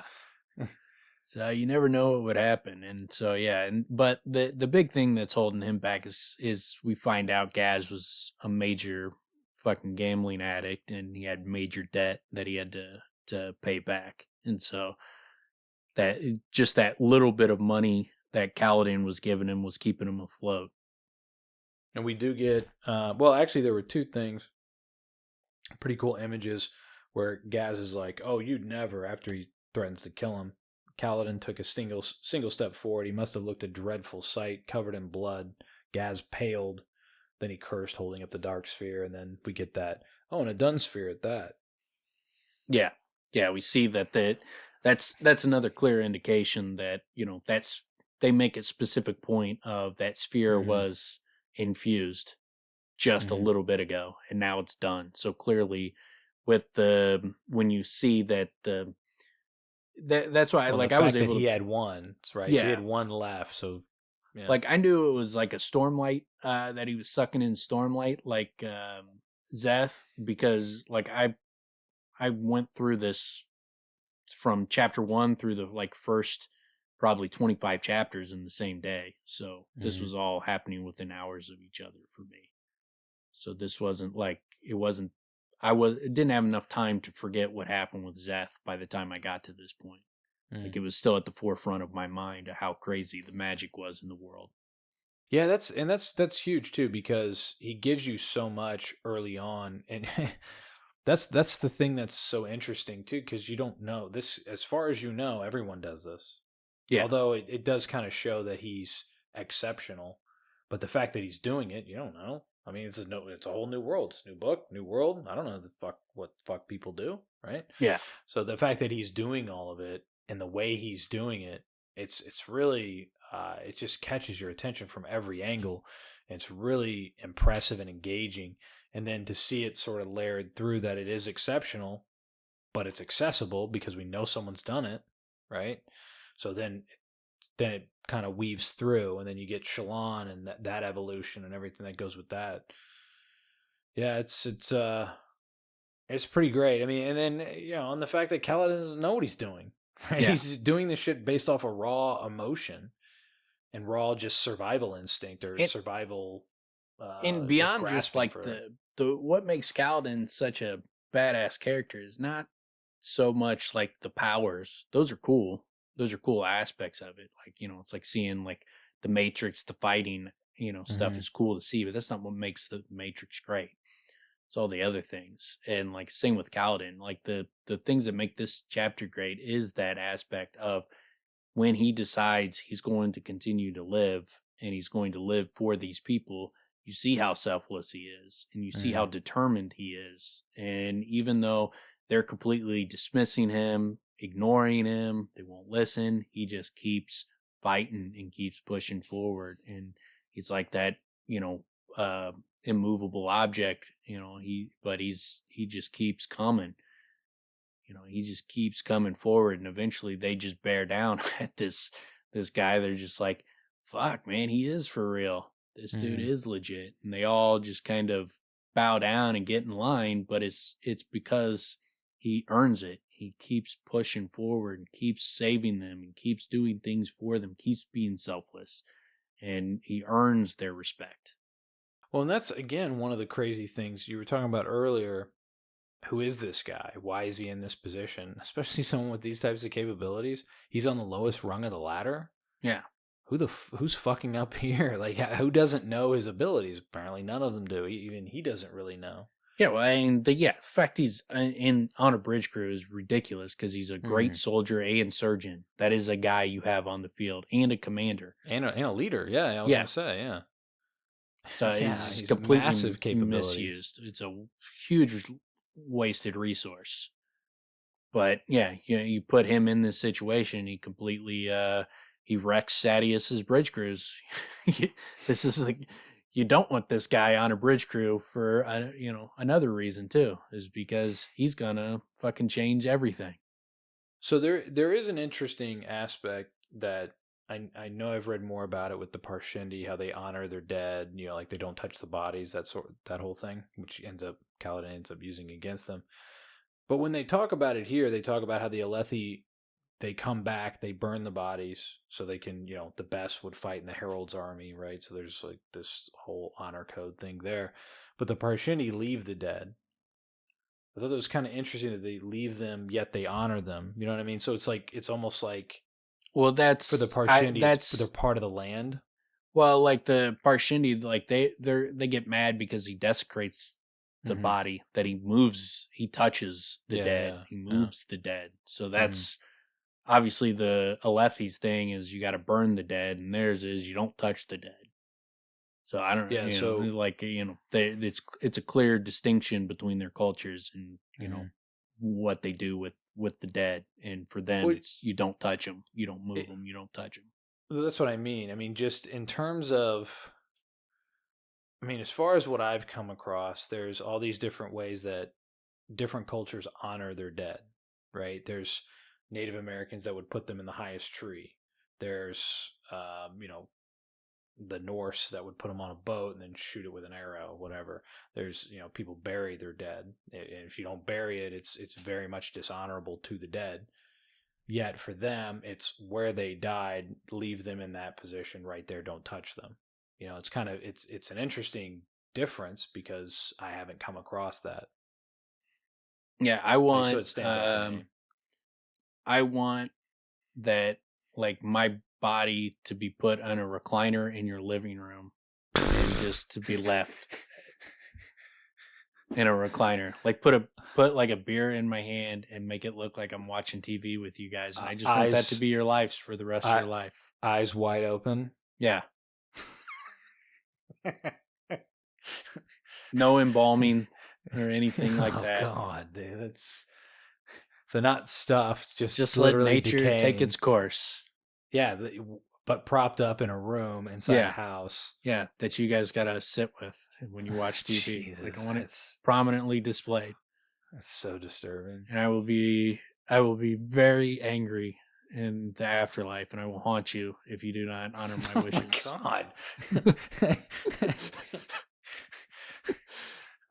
Love the idea. That idea is quite special. I love the idea of, like, typically people go to the funeral home, they're expecting casket closed or open, but instead of have a closed casket and then the body at some point just bumps out just on fucking wires, gets thrown up at the ceiling and fucking moved all around the room while, lights and, some songs are playing. I also want a 5-part eulogy. Each part will be as longer than the corresponding Stormlight archive book. Oh my God. So, like, the first part will be longer than this book, Way of Kings, and so on for each corresponding book. So you probably should start writing my eulogy now. Apparently. It's going to be a lot of work. Yeah. I don't know when this is going to get delivered. Make me sound really awesome, too. Like, it's going to be good. Don't fucking half-ass it. Put out a shit eulogy. Make sure it's really good. Should it be factual, or that doesn't really matter? As long as it wins awards, that's what I'm mainly focused on. Wow, man. So the humility lives on. Aim for something that's going to make it, into a Netflix special. I want a series about my life on Netflix based off of my eulogy. Wow. That's it. That's all I want, though. Those two things. Oh, but that's it? Oh, yeah. Okay. All right. Just those two things. Not too much to ask, right? Not too much to ask. Wow. That's so that's what I was saying. So the humility lives on here. Yeah. Tell everybody, like, one book should be about my humility. So here's the problem with that. That would actually give the impression that you were actually humble. It needs to be reiterated that you are the one stating it. Yes. That's important. Well, that's what you, in one of the books, constantly quote me telling other people how humble I am. Oh, man. So you really, Jesus. That's always, like, that would be a great way to troll people, is to have your will come out and it's just, you're making just absolutely absurd demands of all your friends and family. You know what? I mean, to really spice this up a little bit, it needs to be a musical performed by the people that know you, right? They're all involved. People got to, like, train now. They have to, like, take dancing classes. No, what you do is you have the reading of the will. It's like a one-man play, but it's like 6 hours long that you make your friends and family sit through. It's just excruciating. All the most annoying types of things you could think of, the worst songs. Do like in the one show where one guy goes up there and he just starts saying moist, squirting one of the girls in the head with a squirt gun as he just says moist over and over again. This is a thing? For like an hour. He does. I can't remember what the show was, but the point of it was the character was just doing something that would annoy him. Like she made him go see her play, and he thought it was terrible. And so then she was like, I would go and I would show you respect. And he's like, oh, you're going to regret this. And so he does his own one-man play. And part of it is he squirts her in the head with a squirt gun. And he just says, moist, moist, moist. I don't like that. And he's word. just trying to do one of the most annoying one-man plays of all time. That's pretty good. That's pretty good. That word would annoy me said over and over and over again. But, yeah, so I think that will wrap up this week. In 2 weeks, we will be back to Dalinar, who they will arrive back at the camp, and he's gonna tell Elhokar about his plan to kind of end the war, to go home, which doesn't go over well. And he also has to be put in charge after it stops going well, and he sees it's not going to work. Then he's like, put me in charge of all of them. Make me high commander of the whole Alethi army. And then, then he gets caught in a high storm and he starts having, his spaz out in front of people. Boom. That's all good timing. He's, his political career is, going to be in trouble. Yeah.